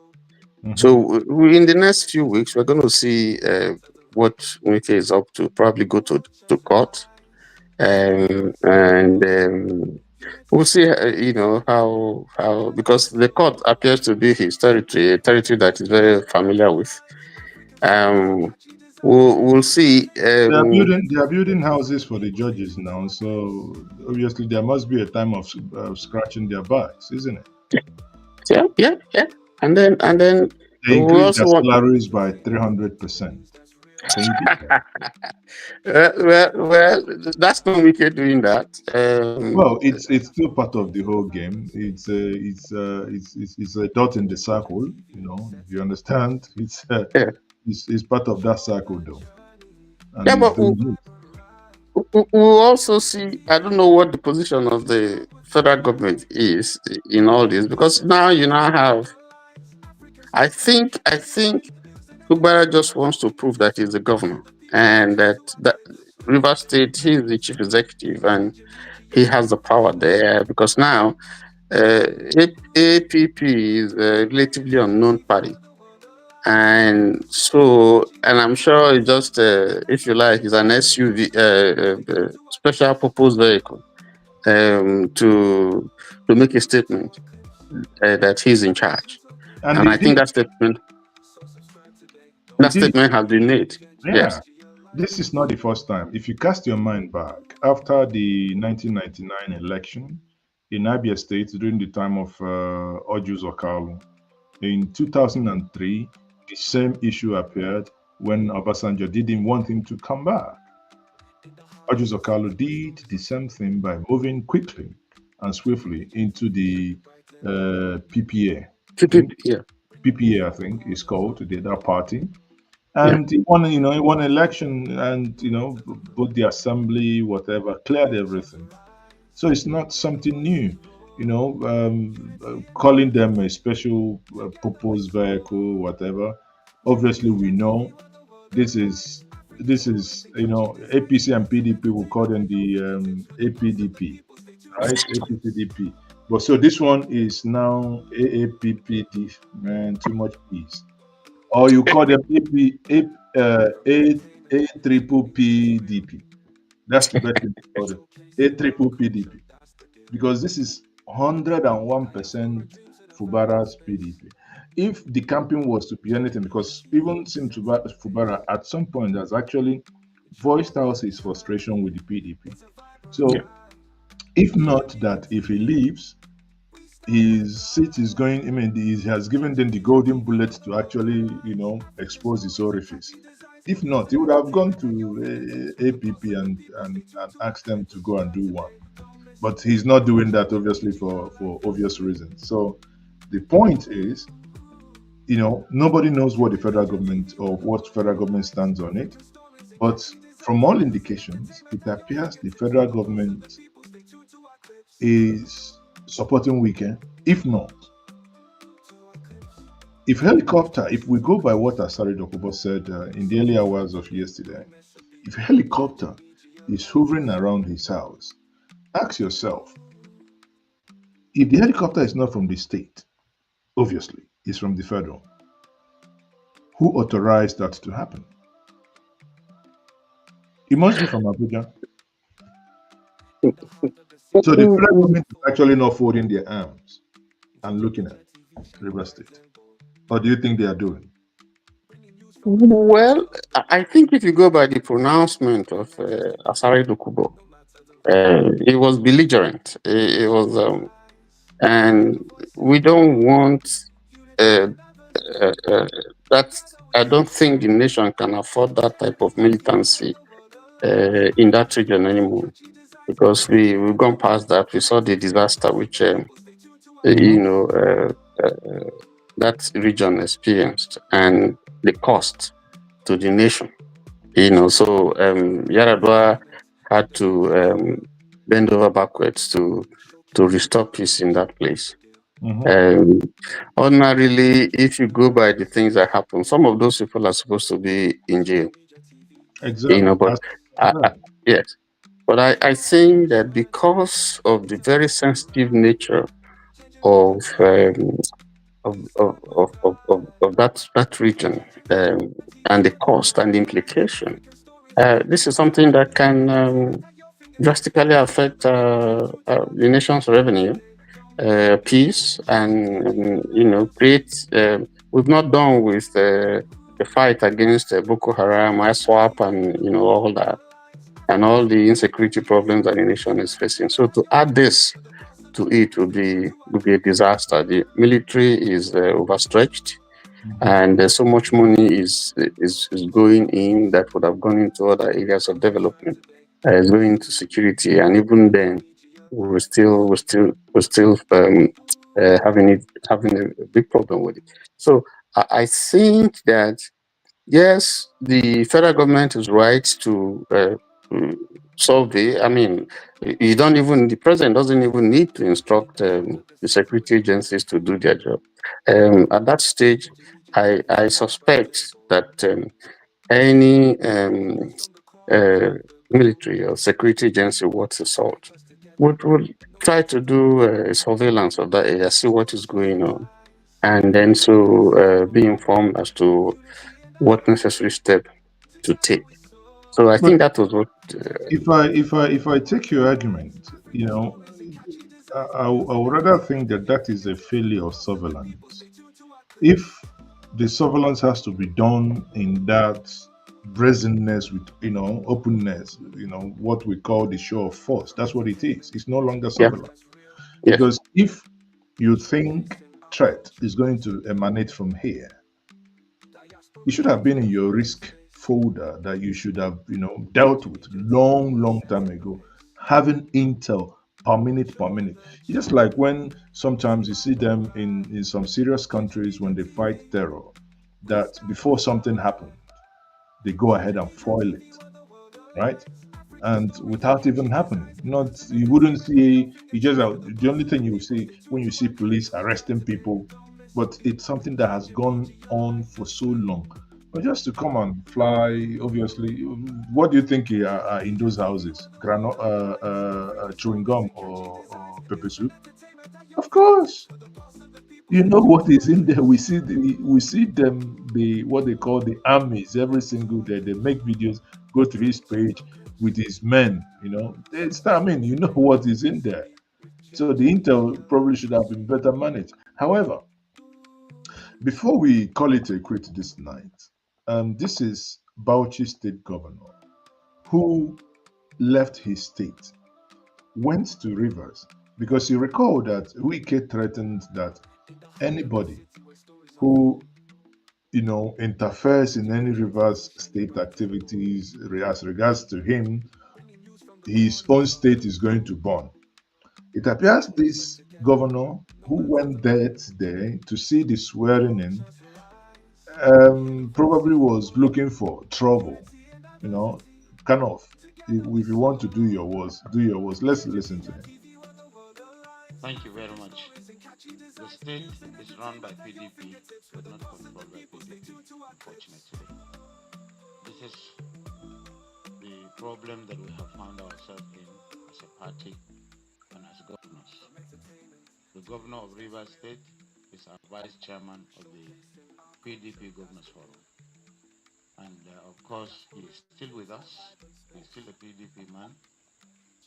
And I have to come on behalf of the governors to show solidarity to him for this very proactive democratic instinct that he developed, which is a new manifestation in the political arena in Nigeria, where he had to incentivize, he has to develop strategy to be able to deliver governance irrespective of party allegiance or partisan consideration.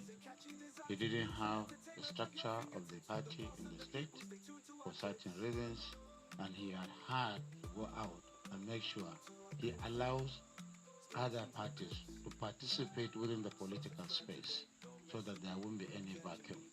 And I think this is very auspicious, that is very, very creative, and I'm very, very proud of him. And I said, yes, we have lost as a party, and that is why we are running from this. Again, he has established himself as a governor and the pride of all the governors of Nigeria. At the subnational level, you cannot just ignore a governor. A governor is the chief executive. He can do anything. He can spring surprises because the Nigerian state is run by governors at the subnational level. Even the federal government is a tenant. Nigerians live in the states and in local governments. And that's why what he did to me is very, very proactive and creative, irrespective of the fact that he knew his party would lose. But sadly, because of his deep democratic instincts, he had to allow the other parties to win. And You see, one funny thing is the moment the camera panned on the governor, he came out, so bloated like a loaf of bread soaked in water. I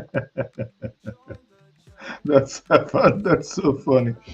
And if you listen to his message, the subtle information there is that the governor was creative, yet he had no party.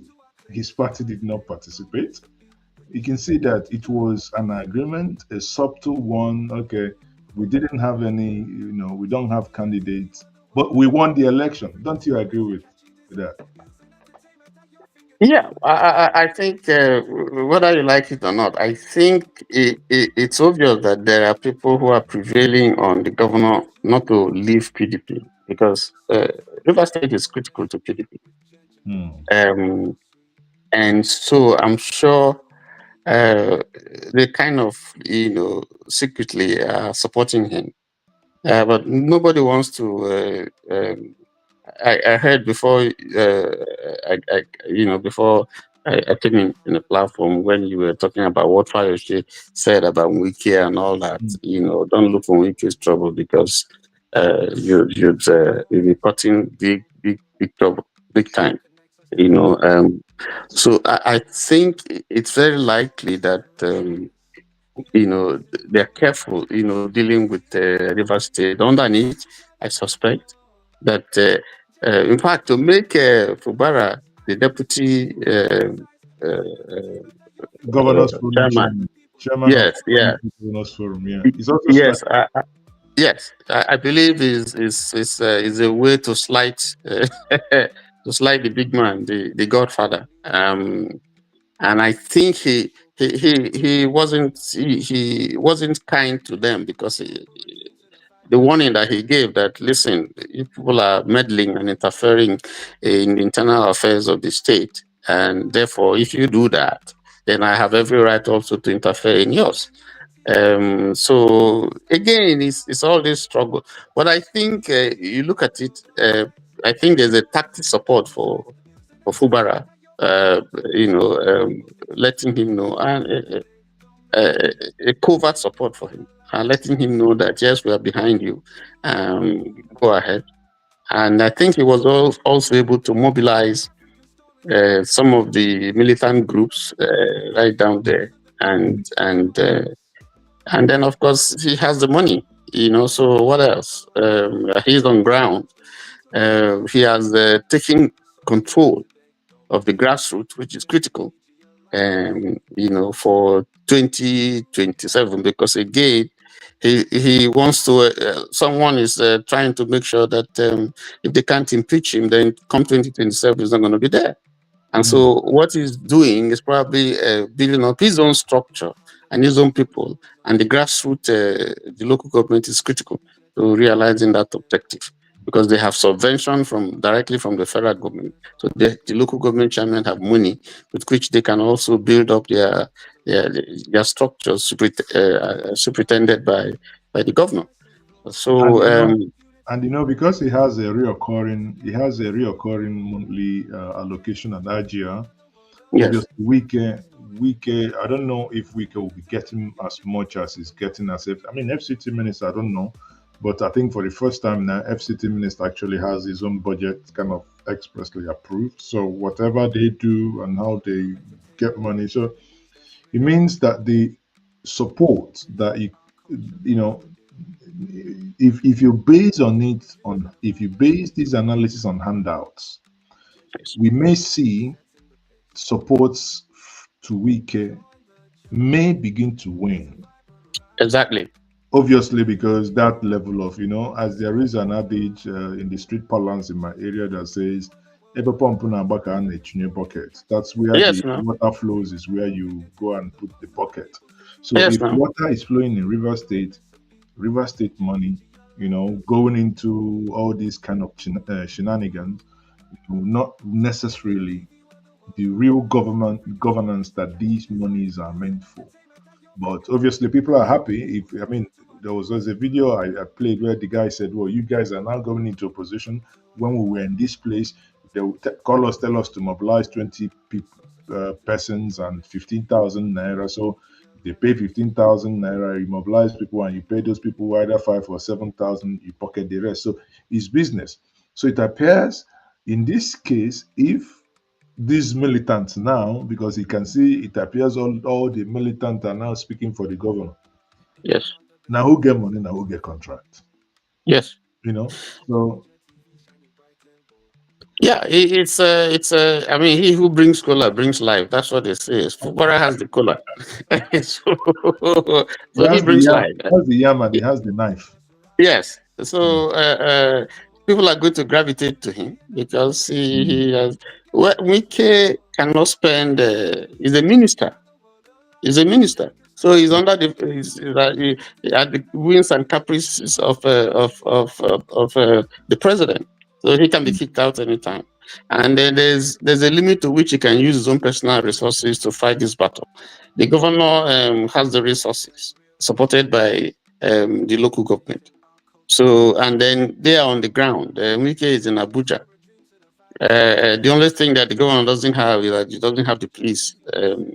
So, but you know what happens? You can match. Tinubu was able to match Obasanjo when he was governor, and he played the game very well. He once you have the money, you can those agencies, federal agencies. If Fubara is smart, he can win them to his side. So that's the game. It's a chess game that they're playing, and I suspect that Wike is not going to find it very easy. He's not going to find it very easy. Right now, he's in the losing end. Yeah, I mean you're right. We have another guest, Sid. Sid joined us, and before he joined us, he made a comment that Wike has really pushed Fubara to the edge. So, Sid, you're welcome to Nyenye Media TV. We cannot hear you, Sid. You are muted. But let's unmute you. Go ahead. Try it once Yeah, more. well done, well done, and good, Yeah. good to come here, and well done to your guests too. Yeah, I said, look, before the election, I said this man that is not talking, Wike has been talking on behalf of him. If you look at the before 2023 election, you never see anywhere Fubara made any comment. He was just in the background observing. Such a man, you know that he's a deep thinker. And I feel that he wanted to, go along with the, according to Wiki, agreement is agreement. He wanted to go along with his agreement, but Wiki wanted too much. And there's a time you get to, you see that this is just unnecessary. You know, if the things that are fillers that came out say, oh, before he does anything, he needs to, literally Wiki ran the government. The whole commissioners Wike picked, everybody Wike picked. He didn't allow this man to breathe. There's an extent, you get to, you don't become so greedy. And I think what happened to Wike is he got power drunk excessively. There's a place of even 70-30%. You take your 70%, allow the man 30%, or even if you want to do 65 whatever percentage of how you want to share the whole government, which is normally the way politics is done. But Wike wants a situation where he has 95%, gives the person 5%, and even in the 5% he will take 3 from it. And so this thing has been ongoing, and you don't expect him. The man was calm. He even negotiated with you and Tinubu. He put, I mean, what he did with Tinubu was completely unconstitutional, completely unconstitutional. You know, I think, but now he got the memorandum for the Rivers people, because Rivers State is different from other states.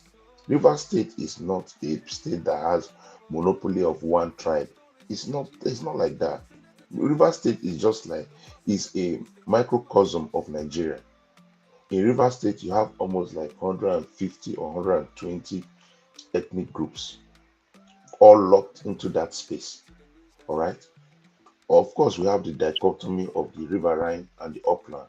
And remember, if we started from Ada George, who was a riverine man, all right, before it moved, you know, and his deputy, what's his name, Peter Dilly, during the new dispensation became the governor. He's an upland man.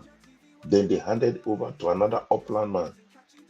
And actually, the time that Wike came to take this position as governor, it was supposed to be at least revert back to the riverine people.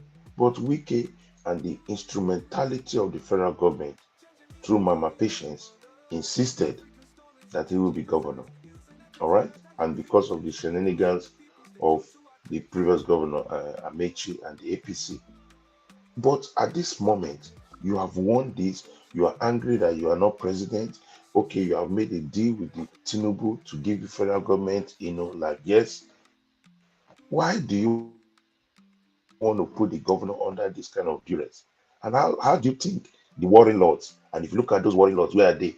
They are riverine people, all right? From what's his name? Asari Dokubo to the Okrika one, you know, Ateketom, all of them, they are all riverine men. They will not stand and watch one of their own after 16 years, all right, to be dragged in the mud as if he doesn't have a voice. That was what annoyed them. That this man has been quiet and you are dragging him on the street as if he doesn't come from anywhere. No, that's not how it works here. We are going to mobilize around him, even if he's a stooge. We'll mobilize around him and will ensure that this state will not be run anyhow. And the guy has to play ball. Definitely, he has a deal with them. He said, look, I'll allow people to do this, do this. And I don't blame him, because he was fighting the federal government. Wike is the proxy of the federal government because Tinubu wants him there till 2027. So he's to fighting keep that so to behemoth.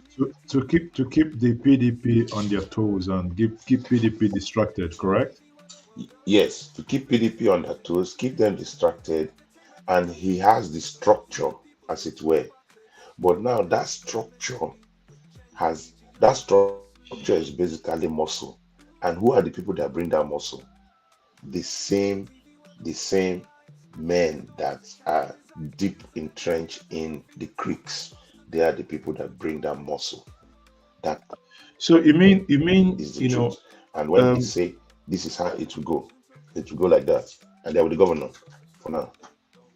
so you mean it's a case of when they look at it from this angle to say that the people at the riverside been supporting the upland for so long, and this is now their time, and they Yes. feel okay, they are entitled to this, hence their Yes. support for one of them.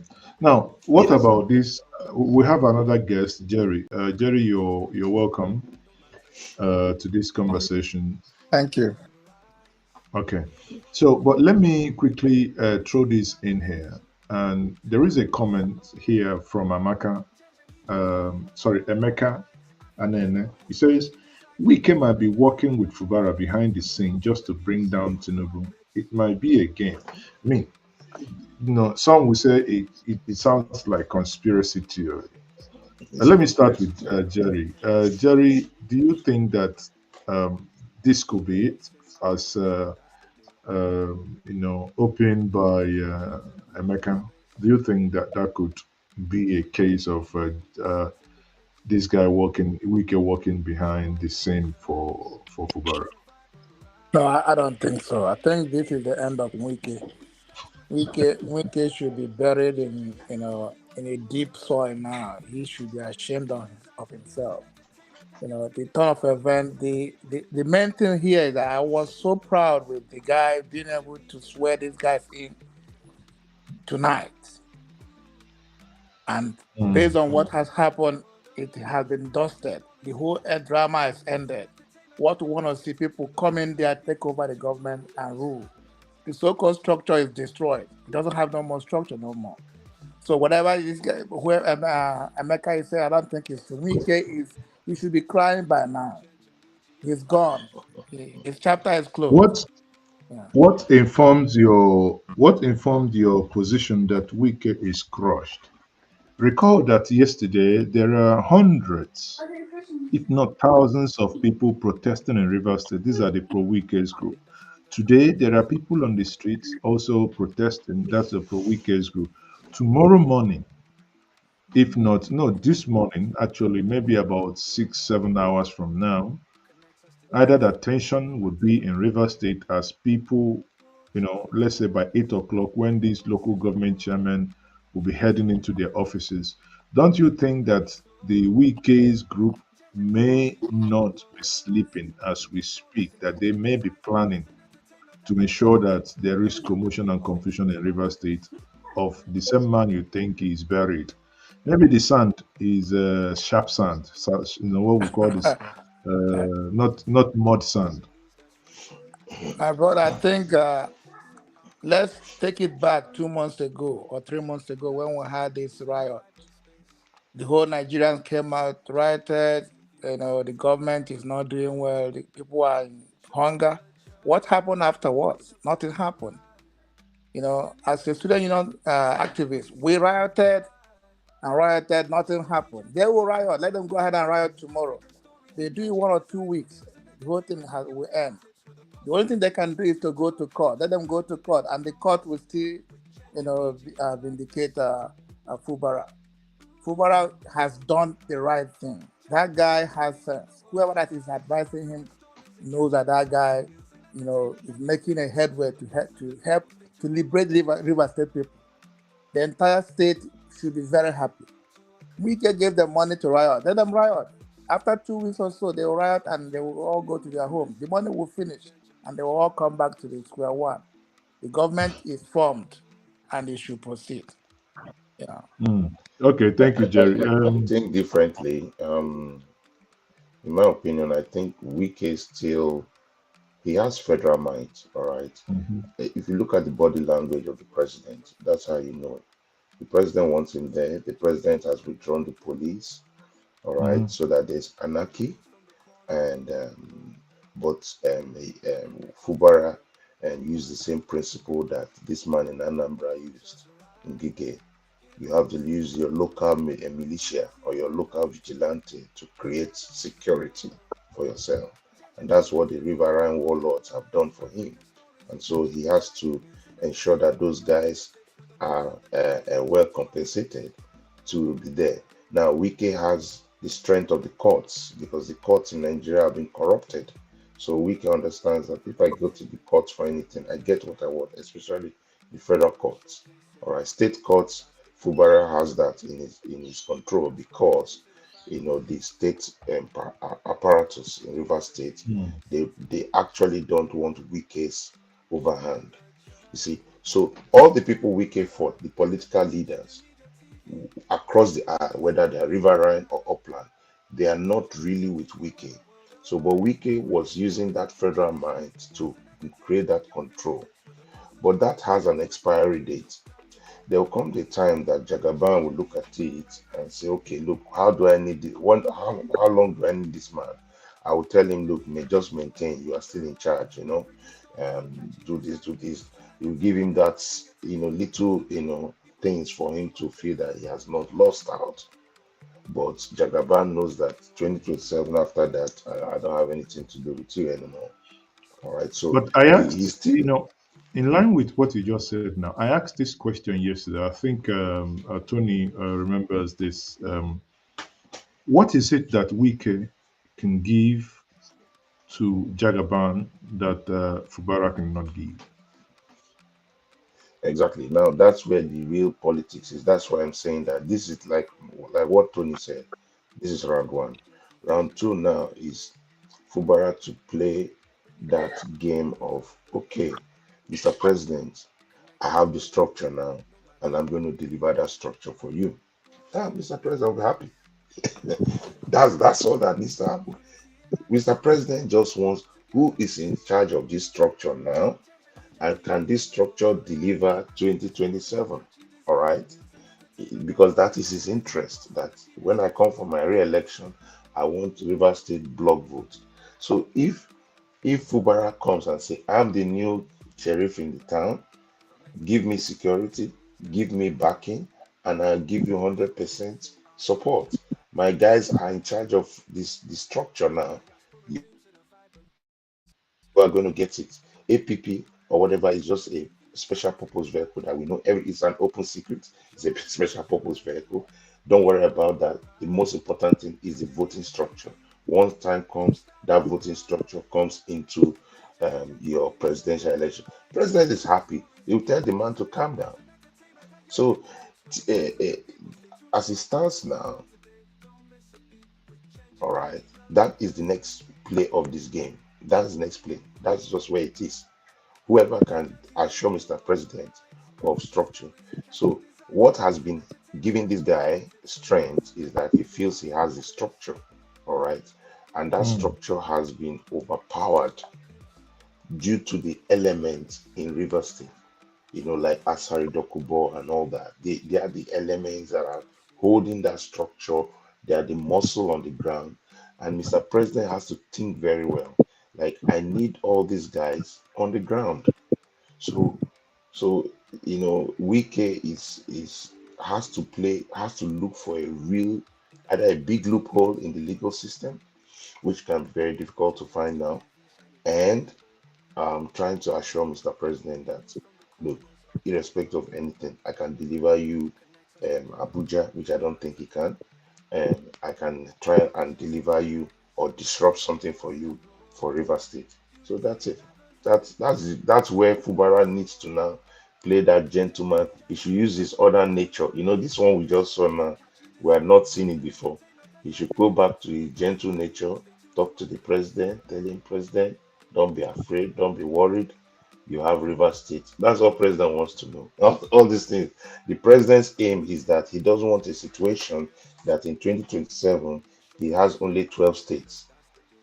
All right, he wants a situation that he has control of at least 20 states in his pocket. He needs that to assure him of re-election, so that they can cook the votes. All right, so he doesn't want a situation where the states, especially states like River State, Lagos, all these big states, he wants them in his kitty. All right, so that's what has been giving strength to Wike. So, Tony, do you think that Wike should be worried about probably losing his job? Um, yes, of course. First of all, I think he's been compensated for whatever it is that he did, whatever understanding he had with APC that delivered River State to them in the presidential election, even though it's obvious that a lot of water passed under the bridge. But you need to look at the entire scenario. The Fubara, for me, has been very, very smart in all this. First of all, he pretended to be to play the fool with Wike all through, and the election was won in his favor. And then you had the cases in court, went to Supreme Court, and he just remained humble until the Supreme Court had confirmed him as governor. So he knew that was the first victory. It started with many lives, and then when that happened, he knew that his position has been consolidated. And so when it came to the issue of running the state and so on, and you had this problem and so on and so forth, just like Sid said, it got to a point where, I mean, even if when you push a goat to the wall, at some point you will say, no, like I said, I've given you one of my kidney. I need the other part, the other one to survive, unless you want to stuff life out of me. And then no human being would take that. We saw that in Lagos. We saw that in Lagos twice, when certain governors at some point said, I mean, this is too much, So I think at the time that the impeachment plan failed, when it became obvious that the man was now looking the big man in the face. You look the elder. You when you talk to the elder, you look down. But the moment he began to look at him in the face, it was obvious that the man was trying to assert, his position as the governor. And so the next thing to do was to impeach him. And then I think that's where we see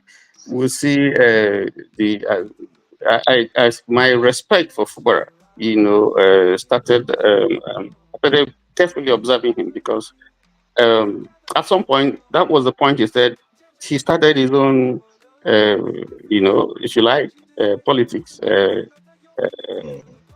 mechanization. We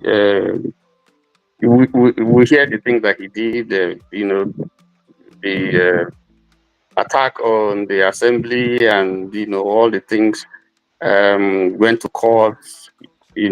Eventually at every step he has won, and here again we see him winning. So it would appear that Wike, with all that he has and the connections and so on, is not succeeding. And I think the federal government is very, very careful. I just want to correct a point that Sid made. It wasn't the federal government that would do the police. I think it was they were acting on the so-called court injunction of the federal high court. But the court injunctions were clear. Even if you are staying away, so who now brought the ones that went to snatch the ballot boxes? Then if you stay away, you stay injunction away. from federal government. Everything is the hand of is the voice of you go on holiday. Yes, The we voice, know. We know, but I think the federal government, to my reading of the situation, is that now in this situation, the the federal government will play smart, because what are the benefits here now for you as a government? You want peace in River State, obviously, because you can't afford to have chaos in that state. It's going to impact the nation negatively, not just River State. So you want peace. And two, if you come to political power, I mean, there are no permanent friends, no permanent enemies. So what the strategy that I can see the federal government play is, listen, if we don't, PDP is almost losing this state. APC has lost it. I can tell you that. So now you have a third party that has just been introduced, the and you third may party is just non-existent. you may just dismiss them by the way of the hand. But I think that someone is using that party, as insignificant as it may look, to build up a structure that to be a counterpoise Do to we even know whatever. who is the party chairman The of that? third party is PDP. The third party is PDP in disguise. All right. So because the PDP did not have the structure of the state. All right. So it's just okay, guys. Let's look for a vehicle that will bring us in for us to have that structure. The people that are behind this are Omehia, the Omehias of this world, the past PDP chairman. What's his name? Uh, uh, No, Kocha is APC, right? no, the past PDP chairman, the past, the one that was PDP national chairman, the one that Wike removed. All right, so all those guys are the guys behind the whole system, and like I know River State very well. I understand the politics. But that should be The called the APPDP. APP PDP. So they did not have the official structure of the PDP because Wike is with it. That's why Wike does not go. They can't suspend Wike. So they say, you know what? Let's look for another vehicle where we'll put our troops in, like a Trojan horse, and take this thing because politics is about our politics is about party. So get onto that party. It's local government. Win the local government. Your men are in. All right. Then they hold the states because you need to hold the states. And this member, Wike. Like I said, Wike lost, especially the Supreme Court. The Supreme Court battle was just two ways. If you don't give it to Fubara, you give it to APC.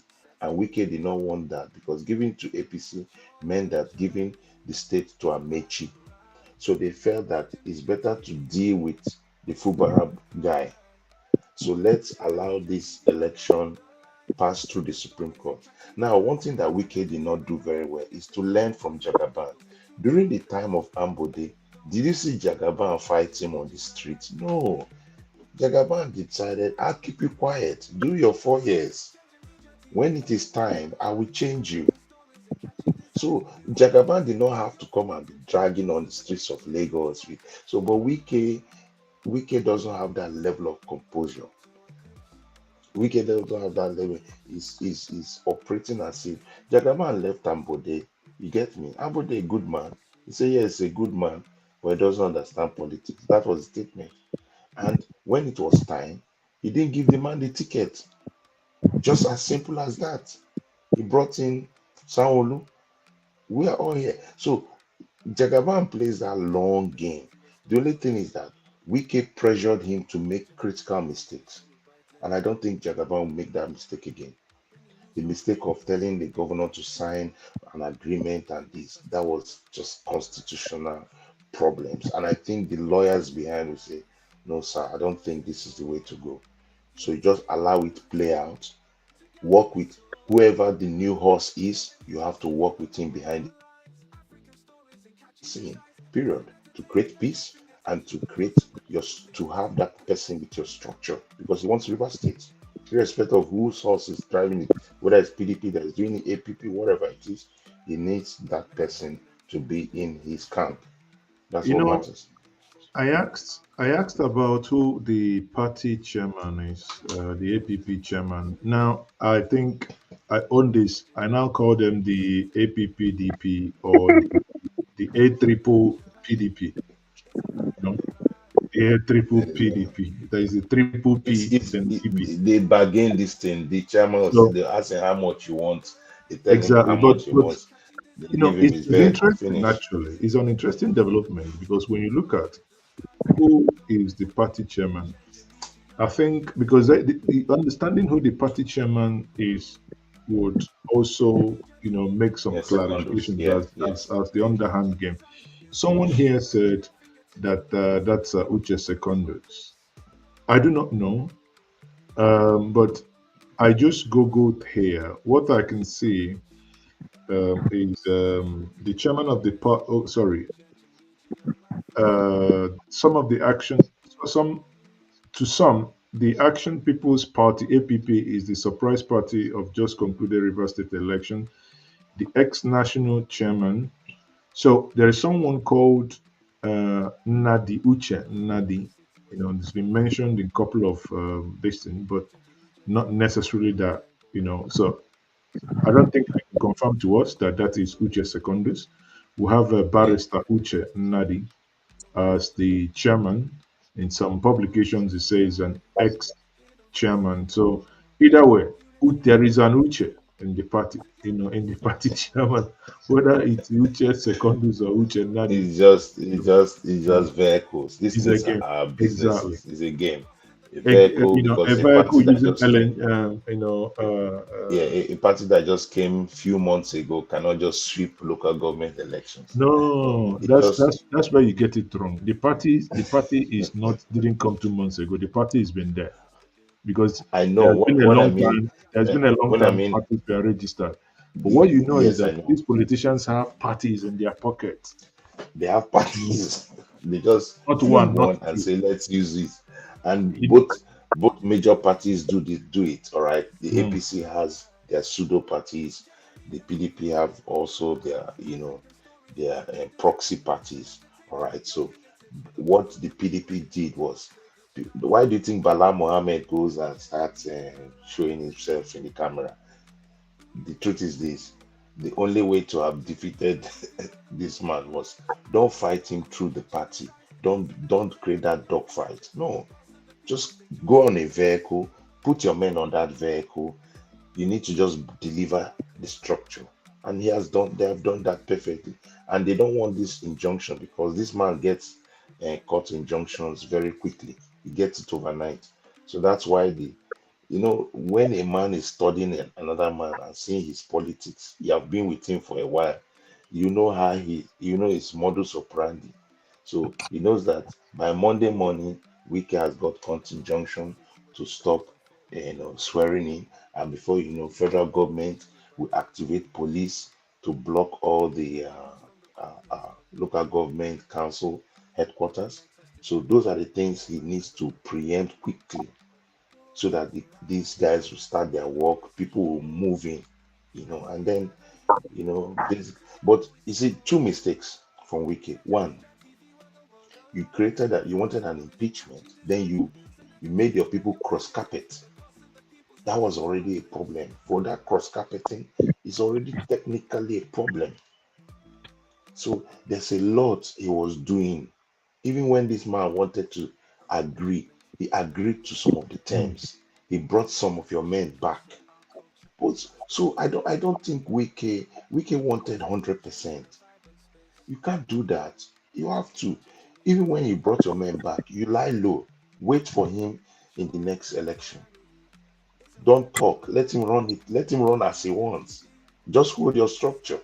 But Wike was fighting unnecessarily, and now the guy says, "No, no way.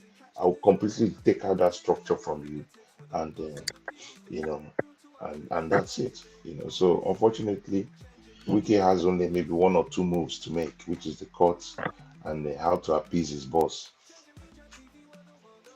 because the only power he has okay. is his Before boss I now. get before before I get Tony to speak, let me share this with us because as we speak, and I'm researching on this, a lot is making sense. A lot. Do you know in August there was a bomb attack? As of that time, none of us paid attention where that bomb attack in Rivers State happened. It was at the APP office. So within themselves, they already knew what was to come. Look at this. Nigeria Tribune, 12th August 2024, right? Now look at this. The National Chairman of Action Alliance, the AA political party, Chief Clement Udeze, on Monday condemned the strong terms the bomb attack on the headquarters of the Action People's Party (APP) in Rivers State. Right? He, ex- he explained that the chairman, Action People's Party, Barrister Uchenadi, spoke with me this morning, 12th of August 2024, concerning an unexpected and unwarranted attack on their headquarters in Rivers State by those suspected to be agents of destabilization, facilitators of destruction of democracy in Nigeria, willfully inviting anarchy and promoting a call to break down of law and order in the state. Guys, does this make sense now? You see, we Yeah, have that been connect. played all day long. We didn't. So it means that there are some people who knew that this was going to happen. Hence, Of that bomb course, attack happened. Tony, of course, even Wike himself. with Yeah, this new information, what do you think? yeah, I think that that's a very solid point because this is a relatively unknown party. So why would anybody go and plant a Bomb. bomb there? There are a lot of things that are happening that we don't understand. But my take is that what we're seeing going on in River State is, what you call real politic. Um, like I said, I doff my hat for Fubara. I doff my hat for Fubara because for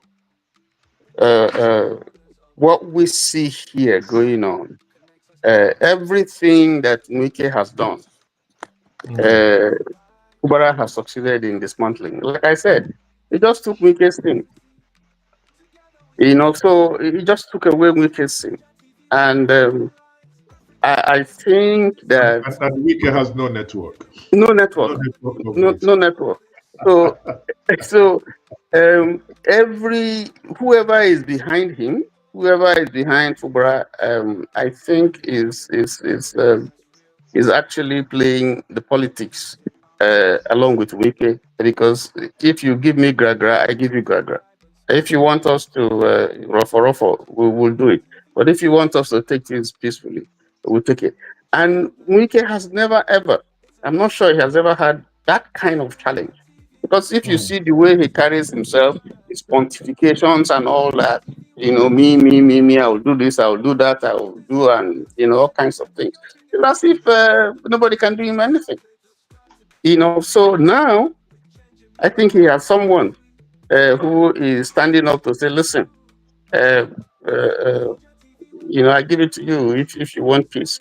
But if you want war, I'll do that. So right now, there are definitely people behind APP that we don't know, and I think that in the coming days we will be able to see who is actually behind the powers behind APP and what kind of game that is being played. That was a very, very interesting, relevant uh, fact that you brought out.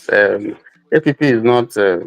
There's someone who just put it there to say, if things don't go well, we'll go this way. And like Steve said, uh, they, they, they, they, they, they all.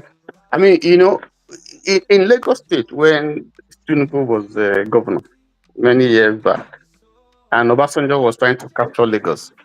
He succeeded in taking all the yes, southwest, but he didn't take Lagos. And that was due to the strategy that Ashiwaju adopted. And everything, every plan that the president made, Obasanjo, Tinubu had an answer. He dismantled all of them. And it got to a point where Obasanjo himself has said, just give me one person like Tinubu, and all my problems are solved. I think Fubara is almost living up to that. And I'm sure the president is Watching. looking at this, watching, Mm. and it's up to him to know where to go and how to handle the situation. Um, so I just yield the floor for now. Yes, The president is a grassroots politician. All right, President Tinubu is somebody that understands grassroots politicking, and he knows that the only time he had been unearthed in that Lagos was the last 2023 presidential election, where, of course, Lagos was basically annihilated by the LP. All right, and then he found a way to, use everything in the book, every kind of thing, to drag the governorship back. All right, that's the first time he's truly threatened by the people. All right. So, but apart from that, he understands I just bid my time. I just bid my time. So Tinubu definitely, like you said, is watching what's going on, and he will back the horse that has his interest. Politics is about interest. It's not about I like your face or no. When he backed Wike is in his interest. Wike delivered something. He pays him back and says, okay, you have the structure in Lagos. I'm fine. Now that structure is threatened. And he have to support Wike because this is the man that gave me what I needed. He manipulated whatever I needed to manipulate to help me for Rivers State. If not, the president would have just got 11 states and it would have been a very big problem to the president. So he had to compensate Wike and back Wike up. But at this moment that Wike is losing the local government, now understand why it's so intense. The local government is where you hold the structure. If you have your local government chairman, basically you have your political structure. So if in the next 4 years, the person with the local government chairman, local government council is Fubara, definitely he has a structure. And in next 3 years or next 2.5 years, he's going to consolidate on it. This defeat, Wike will be really struggling. Secondly, the elders in River State, from all the orderlies, some of the judges, some of the senators, Senator Meba, Senator Mbata, all those guys, they are already with the governor. They're already with the governor. Do you get me? Because they feel that the governor is a more reasonable human being. So at the end of the day, what we are seeing is the structure that has been built being dismantled and handed over to another person. And Tinubu is going to back the person that has it. So far as the person can make a deal with him, that's what's going to happen. So the next line of action is for Fubara to move to the president and say, President, be rest assured, there's nothing happening to you. This structure, I'm now in charge of it, and I am loyal to you. That's what he's going to play. That's the next game. And as soon as he does that, you create doubt in the mind of Tinubu. You create doubt. So Tinubu will be playing the two games. He will be telling this man, okay, calm down. This guy, calm down. Because all he's interested in is the political structure. That's all. That's his interest here. Doesn't have any other interest. So, I mean, what I can hear from both of you is that the some people want to call him the some say the Hitler of River State, some say other things, whatever you call him. the bottom line here is, if I hear Sid very well and other comments, I think you guys are insinuating that the man might be jobless very soon, if the trajectory continues. Am I reading that correct? He might be relieved of his job. They're not relieved of for second term. If it's Oh, dispensable, there is an eminent cabinet reshuffle, and some people even insinuated that the reason why Tinubu ran away was to not be around when, if anything happens in Rivers State, so that he will not say he had no deal. uh, That's I that's mean, if probably that's probably just insinuation. But I think they'll be saying to Wike now how market. Market is definitely not good for Wike. But if he is, I think it's up to him now to actually re-strategize, and his best bet would be to look for peace, search for peace. But I don't think it's within his character to do that kind of a thing. But his best bet is to sit down, someone lock him up with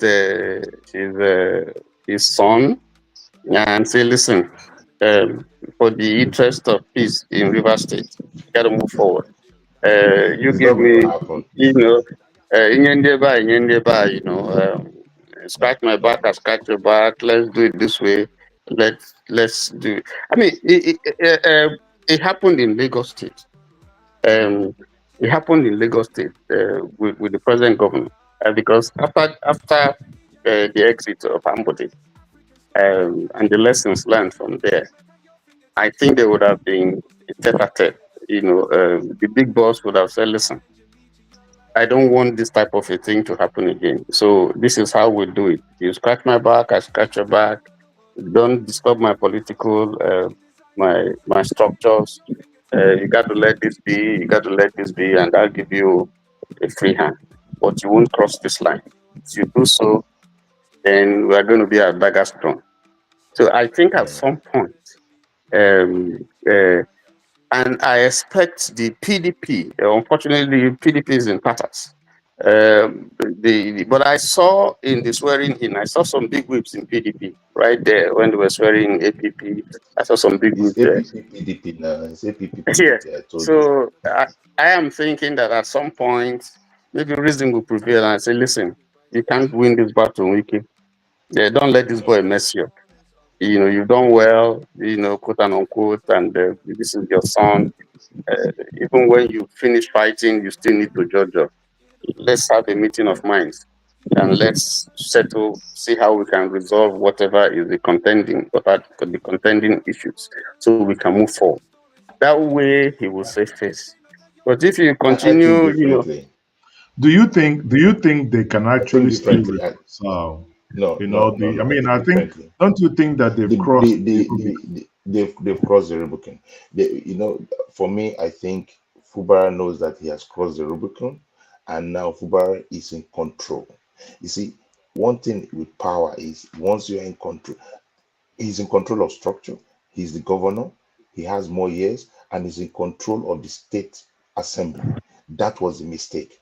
If Wike had calmed down and still have his men in the state assembly as PDP men, they will just keep frustrating the governor because they are in the number. But they cross-carpeted. That mistake was fundamental.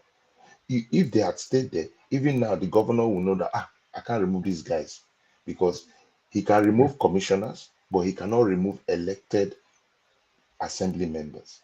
If those elected assembly members were still in play, then Wike has a very strong hand. Wike has played his hand. He has played all his cards. He cross-carpeted, those guys are out. That's the truth. In any court of law, they're out of the game. So he doesn't have an assembly that could have held the neck of the governor. So the governor is free. And if they go into elections now for House of Assembly members, APP will bring in people. Now, the second thing, This was the strength of Wike to be oppressing in the PDP.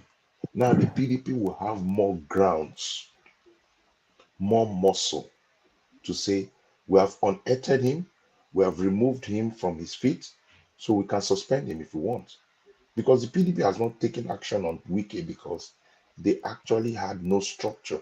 The structure was Wheat and Wike. Now they have wrestled that structure from him through another party, a pseudo party. And so they feel that they have had him cornered.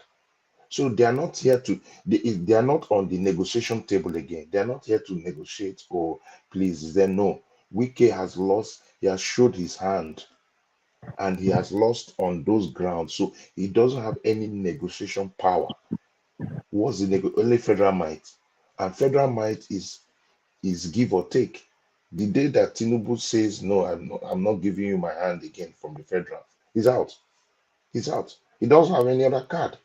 The only card Wike has is the federal might card. And that is at the convenience of Mr. President because the structure has been unearthed. So Wike should have calmed down, keep your house, keep your house of assembly in your cards. You can play it anytime. You can create impeachment. You can create stress. You can resist the governor from the House of Assembly, not pass his bills, not just just like in America. Sometimes when Trump wants to create problem, he calls the House and say, no, you guys should resist that bill. You should not pass that one. Resist the Democratic Party because you can do that kind of game. You don't tell them go away and change and resign. When you do that, you've played all your cards, and I don't think he has a bargaining chip. He doesn't have anything to bargain on the table, and that's why the boy is looking at him eyeball to eyeball. You can't do anything here. I'm on the ground. I'm in charge of the government. I have the finances of River State government. I can close it when I want. I can open it when I want. So he's asserting himself, and he has asserted himself to the local government, taking off this thing, and then he's now a big player in the PDP. So basically, Wike only has the federal mic card, and that is give or take. The day the president says, no, I'm tired of you, that's it. So there's nothing that will cross that path. I won't this in this game. Yes, I agree that Wike has lost it, but I don't think that Wike is going to just wither out that way. Let's just paint a hypothetical picture here. Assuming Wike decides to defect and goes to APC, so I think that there's going to be a problem for Fubara because then APC.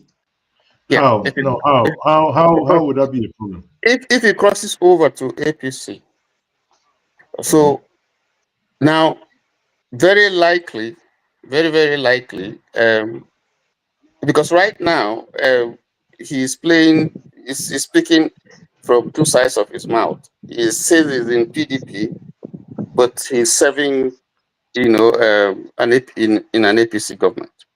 And we are not just looking in River State. We are not just looking at we're looking at APC, which is also some force or wants to take the structure in River State, and then you have PDP that is the government in power right now. Okay, and you have a distraction in APP. So what I'm saying is, if we can now decide to say, okay, given this scenario, I'm going to move to APC. So he becomes a full-fledged member of APC, and he can do it because nothing stops him from doing that. Do you know Then why he he can has work not with. done it? I don't know. Then he can now work fully. His loyalty or disloyalty would not be in question. In Now question. he can now sit down and work in tandem with the federal to see the structure in River State. Now, I'm saying that because we've seen it happen. Um, there was once a time, even though it may not apply in River State. River State is a little bit complex. There was a time when a governor was arrested, a serving governor, and this was directly orders from the federal government. They made life so difficult for that governor, and that's in Anambra State. So much so that eventually, we saw the events that followed. So what I'm saying No, is that the governor was no. The governor was not arrested. It was not There was an arrested. attempted kidnap. So Kidnapped, put yeah. that in. There was he an was kidnapped. attempted kidnap that was for no, he wasn't kidnapped. No, House there was an arrest. attempt. Yeah, that's what it is. No, Yeah, that's what No, it no, is. there no. An was And this is attempted an kidnap. executive governor by there the was police. there was an attempted kidnap. Yes, There was an attempted kidnap. The kidnap was foiled, of the right? governor. So yes, there was an Okay. attempted kidnap of the governor. The kidnap Yes. was eventually foiled. So Okay. that we'll So get that okay, correct. I'm saying that is the extent to which a state, a federal government can go. I mean, Yeah, but the federal government. from your position here, what I'm Yeah. still yet, what I'm yet to understand is, Yes. your postulations. How do you think that can play out if Wike moves into APC? I believe that if he moves into APC, actually, he's finished. He's done. He's done. Because in APC, now I want to Yes. bring the In dynamics of APC, he River doesn't State. have any rank. He's not ranked. In APC, in Yes. River State, So how is he going to do with Abe Amechi and has his Rotimi strong Amechi and co? faction. And the governorship aspirant, what's his name? I forgot his name. That Look, all of contested them, against. Abe. Is it someone, the former senator, Abe and co? They're all in there Not waiting even for him. Abe. There's the guy that contested against Fubara. Those guys are in APC, and the president has not used them because the president and Amechi are not in tandem. So the president doesn't have APC structure in River State. That's the truth. The structure the president trusts in River State is the structure of Wike, which he had, and that was his bargaining chip. So Wike has not transited out of PDP to APC because he can't come into that space in River State. That space in River State is occupied by opponents. So And he's they've been going to, waiting. And bear in and they'll mind, be let me waiting. tell you, and They'll be let me tell you, waiting. if he goes, let me give you this. If he goes into APC, tough luck. Rotimi Amechi has been waiting to run with Waiting. They're El-Rufai, waiting. 2027. So how is he going to do it? The space is Well, you see, occupied. these are scenarios that we are painting, and these are mere hypotheses, and we're just thinking ahead of what may happen. You know, I'm saying that this situation is still complex. We're still unfolding, and so I don't see Wike just folding his hands and letting it go. No, that's not what I'm saying. I'm No, sure. saying that yes, Definitely not. I'm saying that those who are backing him and those who are advising him and so on will say, okay, listen, there are options that are open. Okay, now PDP in River State is in a mess. The only thing, if you take away the governor, PDP is in a mess in River State. APC, yes, they have their factions. They have their factions. What you see, the underpinning factor here is interest. So they may be enemies today, but once their interests can coalesce, then they can work together. Correct. Now, yes. So the if APC wants to capture River State, because the reason why there's this alliance, the president feels probably that it's much easier and for him to align with Wike now and get what he wants, and once he gets what he wants, then he can do whatever he wants. So now he's gotten what he wants, and he's there. Okay, how relevant is Wike to him right now, going by the unfolding scenario that we see. So if in his own estimation and calculation, the Fubara is more useful to him, or will be more useful to him in terms of achieving whatever purpose that he wants, then there are going to be a realignment of forces. And I'm saying that we can, knowing that it's not just going to stay and say, okay, I'll be doing this for fight. If he sees that he's losing, now he can realign. That's what I'm trying to say. The possibility of so that he can remain relevant. And then they can deal with the internal problems that they have with APC. But they can deal with it because the ultimate goal is to capture the state. Is to capture the state. That's the ultimate goal. And I mean, look at Edo State. PDP was in power. So in spite of the fact that the governor was on ground controlling the local government, we still see that APC somehow was able to find its way and outwit them in their game. So this is a very complex politicking that we're seeing. And I don't think that Fubara is winning now, yes, but I don't think that's the end of the story as it concerns Wike. Correct. So let's once more, for the benefit of the latecomers, listen to this once more. How Wike denied the hands that fed him and denied the help that he got from his political mentor and godfather. We never knew it would be the 3 months to scatter a political structure that built you up, to now begin to carry propaganda.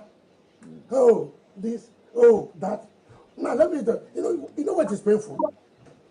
You know what's painful when you see these allegations, lie, that I was angry. Who sat with me that when he was picked? I was the governor.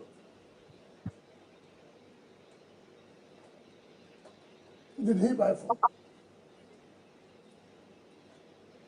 Chairman, what I want to tell you, be grateful in life.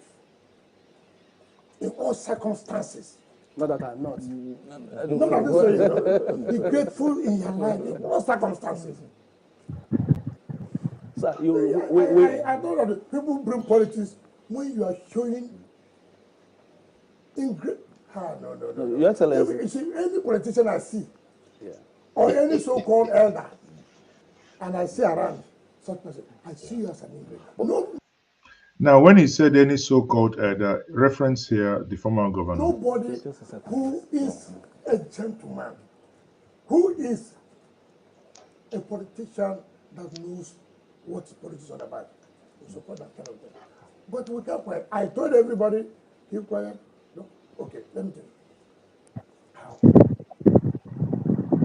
You have 31 members in the assembly. 31. 27 against you. 27 against you. But some people will say what goes around comes around. That this is exactly what he did to Rotimi Amechi. I was not with Amechi. Amechi didn't bring me to be governor. With due respect. With due respect. He made you his chief of staff. He made you minister. No, it's not true.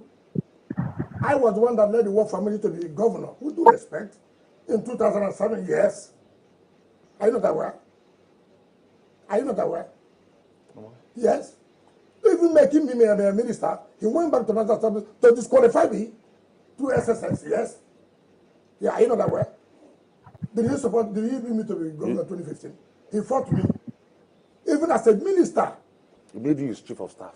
Oh my God, what do you mean by that? And then appointed you as a minister, representing the state. No, you don't, because the time, you don't have the time, so I don't want to tell. But the point I'm making is that, look, I'm comfortable. My brother did not give me minister. He gave me minister of FCT. What am I looking for? But that does not mean I will allow anybody to crumble our political structure. It will not happen. Because nobody's talking about their governance. Go ahead. Let me tell you, I challenge anybody. All the roads, all projects you are seeing there, I laid the foundation. I said, listen, for your second tenure, look, the ring road, I passed it as governor in a executive council meeting. said, you must do this room as you are coming. I took him to West Biden in Germany with the Commissioner of Wars, Director of Procurement, to go and negotiate with Jonas Berger. I said, look, if you do this ring road, your second tenor, you are short. If I meant bad, I told him, go and borrow money from Jonas Berger, I mean from Zenith Bank. Pay Jonas Berger, let them be deducting from you every month. Jonas Berger said you will do it in 3 years, which means that is a year leading to your election. Nobody will challenge you in Rivers State. If I have no good intention, I will not do it. So now, obviously, as recent as this video is, what he's trying to prove here is how he made him the governor. No one has ever told us what the real thing is. All we hear them speak in parables. They want to take kidney, they want to take liver. I don't know if they are now organ transplant businessmen. They don't want to tell us what led to that. Just like during the time of Ngige. All we heard that the Oba said, Ngige must pay them. We were never told how much. And how many months he paid, because he paid until some other things were icing were added on top of the cake that he now thought, I've been paying every month now. But till date, we don't know how much cumulatively he paid the Oba family. But did he pay? Of course, he paid. Did Fubara give little part of the kidney? Of course, he did. From the first month until things went south, maybe because he left kidney and went into Sukrutu.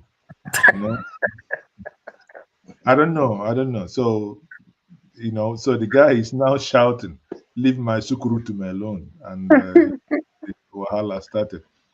So, does any of us have an idea what is in this play? What is, how much, how many billion? Because this matter that they now refer to kidney and liver must definitely have gone beyond, the realm of millions and gone No, into it's about control. It's about control, power, and being relevant consistently. You see, everybody wants to be Jagaban. Everybody wants. You see what Jagaban has done in Lagos. These politicians want to be like that, to be long-lasting, controlling the structure forever, so that whoever becomes governor comes to you. You control what happens, you control where money goes to. That thing is what he needs because he's ambitious. Politicians are ambitious people. All right. So Wike did not understand that in River State it's not like that. Most River State, you never see somebody have that absolute control because you have to negotiate with different tribal people, different tribal groups. You have the Okrikas, you have the Ogonis. Lee Mieba wanted to be governor, but Wike stopped him. I knew when he was coming out for press conference every time. The Ogonis are a very large group. The Ogoni people are a large group, and they've been improvised for a long time. They have Ken Sarawiwa, they have a paint people. You have the upland people. You don't only have the Queries. Okay, Queries are rude. The Okrikas, the Calabaris, different groups, the Ijon people. So at the end of the day, the people from Opobo. So this is a melting pot. So one man cannot say he would just suddenly come and basically control everything. Finally, those guys will say, no, be so it will happen. So it was about control. Like I said, all he needed to do with this young man, all right, I'll give you some level of control, but I'll have some of this. And I think the boy agreed. He had his commissioners, he had what he wanted, he had the ministers, he had the senators, he had all the membership. But his challenge was, this is alleged. Whatever he wants to do, this man will sign. Every weekend he will come in to River State and sign off checks, sign off things. You can't do that. I mean, the person is not it's not a kid. You have to give the person some level of respect as a human being. That okay, he has a sense as a governor. He has to think about things he needs to do. But Wike wanted absolute power, and absolute power corrupts.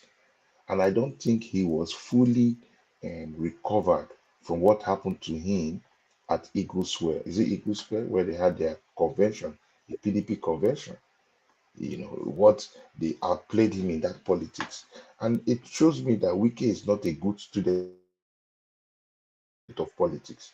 If Wike is a good student of politics, he should have asked Odili what happened when Odili wanted to be president and how he was outplayed by Obasanjo and told him that Nigeria is not for sale.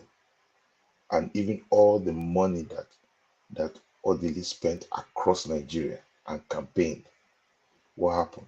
He should have learned from the man and say, should I continue You're on this you're journey? you're you're Because the talking truth of is that about Audrey. You're talking about Audrey. What of Ekweme, whom in 1999 was poised yes, to in claim 1999 the PDP to win ticket, it. having emerged Oh, from the oh, oh, yeah, yeah, G34 and whatever, yeah, and last yeah. minute, Until the you military, know, until because the the military, intervention that was of course, made. And even in anger, he still, beckoned on the people to go ahead and support PDP and delivered to go for ahead and PDP in Anambra State and but, but, delivered once more in 2003 that's a as well. Democrat now. You So that can't, is the spirit of sportsmanship. That is when it someone will be, understands what it it will means to be. be a disservice. It will be, yes, it will be a disservice, to compare people like Alex Ekweme and Peter Odili to is a disservice. They are not the same level of ideology, of thinking, And but of he's just bear in mind character. he's a barrister, so know who you are before they sue you. He's a barrister. No, forget those things. Anyway, Forget those things that is a gentlemen, barrister and all that. thank you very much. Uh, Tony, I appreciate your insight and Sid, I appreciate the insight both of you gave to this conversation this morning. So in the next couple of hours, it's now 16 minutes past the hour here at the ground zero. So everybody's sleeping. People are doing whatever they are doing, and in the next couple of hours, we may have to see the Slugede dance, the dance of the spirit. The big drums are being rolled out. The question is, who is going to dance first? And when is the trouser probably going to, whose trouser is going to tear first as this dance progresses? Because whether trousers will tear, of course, when you apply so much force and friction, it's bound to happen, right? Yeah. So, guys, thank you very much. Before I let you go, Thank you very Tony, much. 1 minute, your final thoughts. Um, I, I, Again, I think that what we're seeing in River State is not new. If you remember, we once had a guy they call the garrison commander, Chief Lamidi Adedibu. That was in Oyo State many years ago. Yeah, Adedibu, Yes, and yeah. Obasanjo called him the garrison commander. The guy was a terror. Yes, if you wanted anything done politically in Oyo State, you go to him.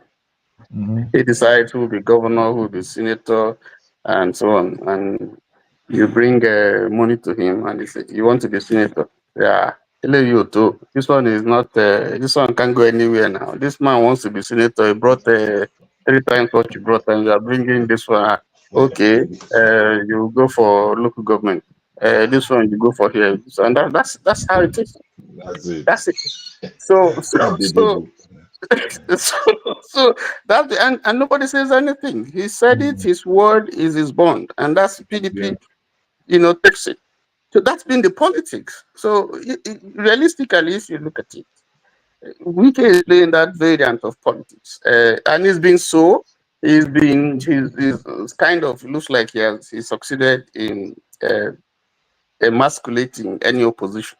So for a long time, he went good for him.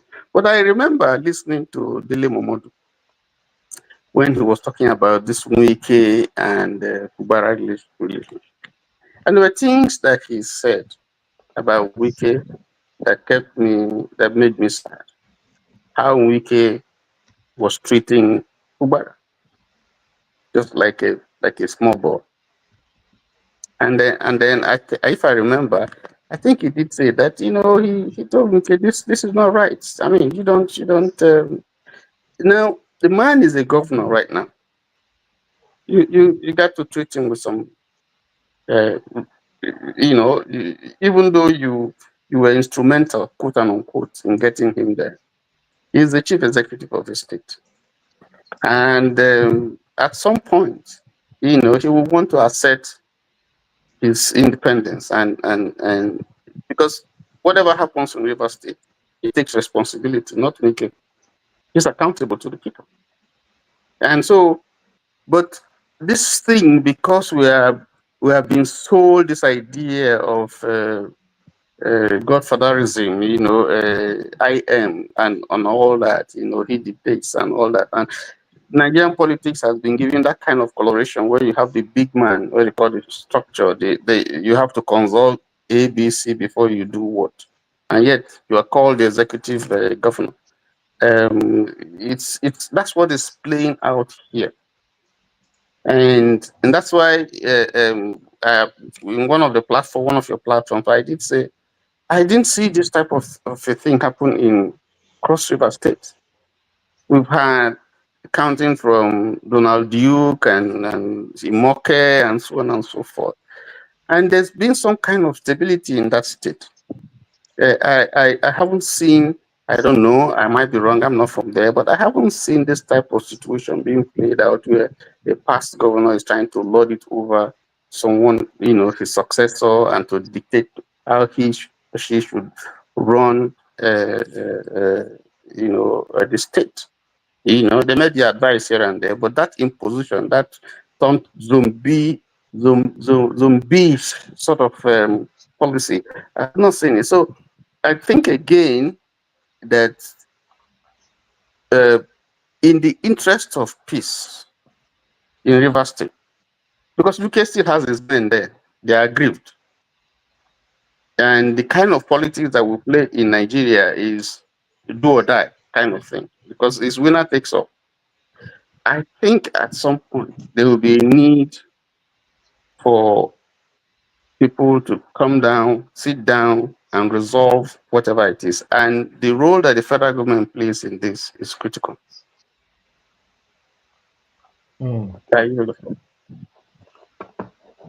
Yeah.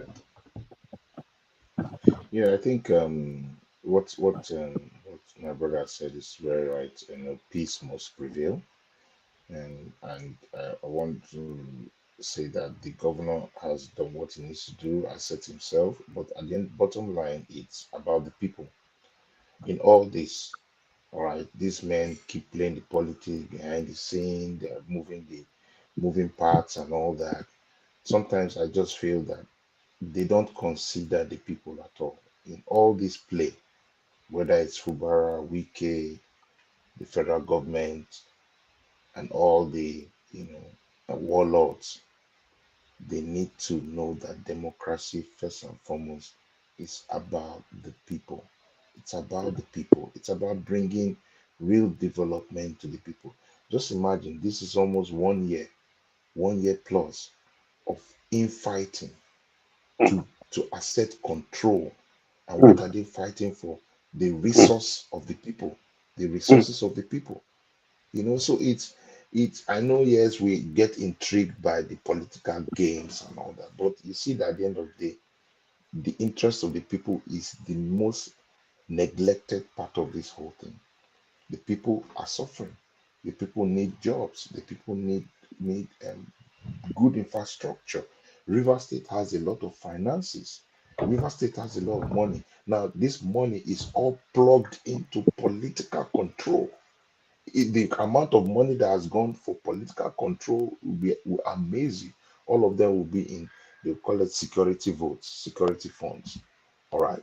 So you see that these guys have really no interest. So I pray that Fubara will come back to the center, realign to the center, and say, you know what, at the end of the day, I'm as good as what the people, if the people are behind me, fighting for me.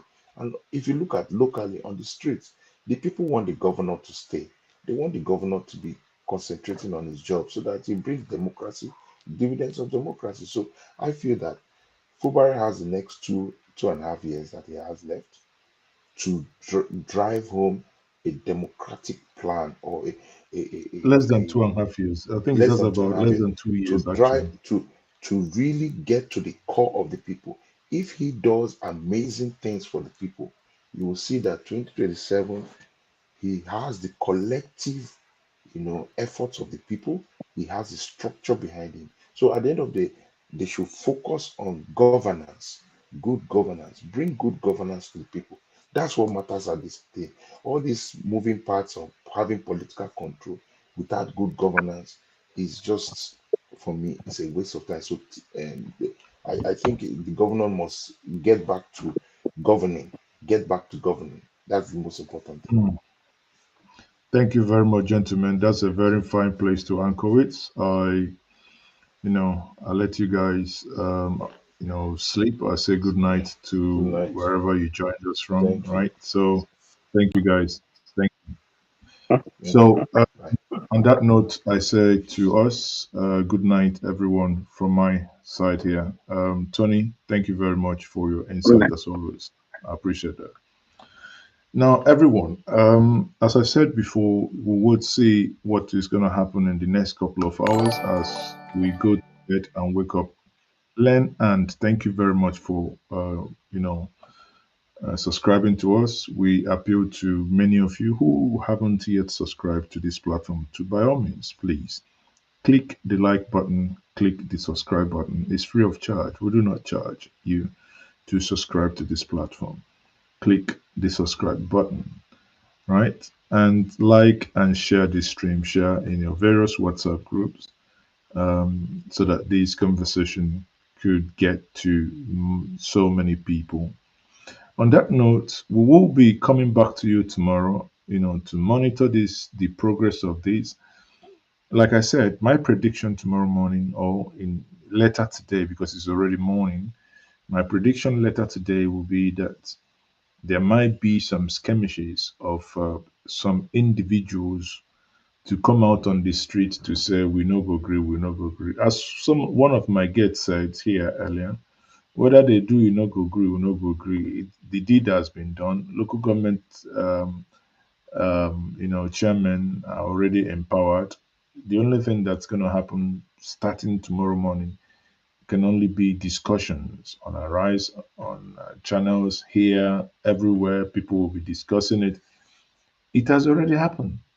I do not believe that there is any other thing that can now happen afterwards. On this note, I say good night, good morning, good afternoon, depending on which part of the world you join me from. Please, like I said, if you haven't, subscribed, by all means do. We also not, if you want to also support what we do, you can use the super sticker and super chart. You should see the that dollar sign over there. That will still be appreciated. On that note, I say good night and bye for now. I am still. Ah, la, la, la, la, la, la.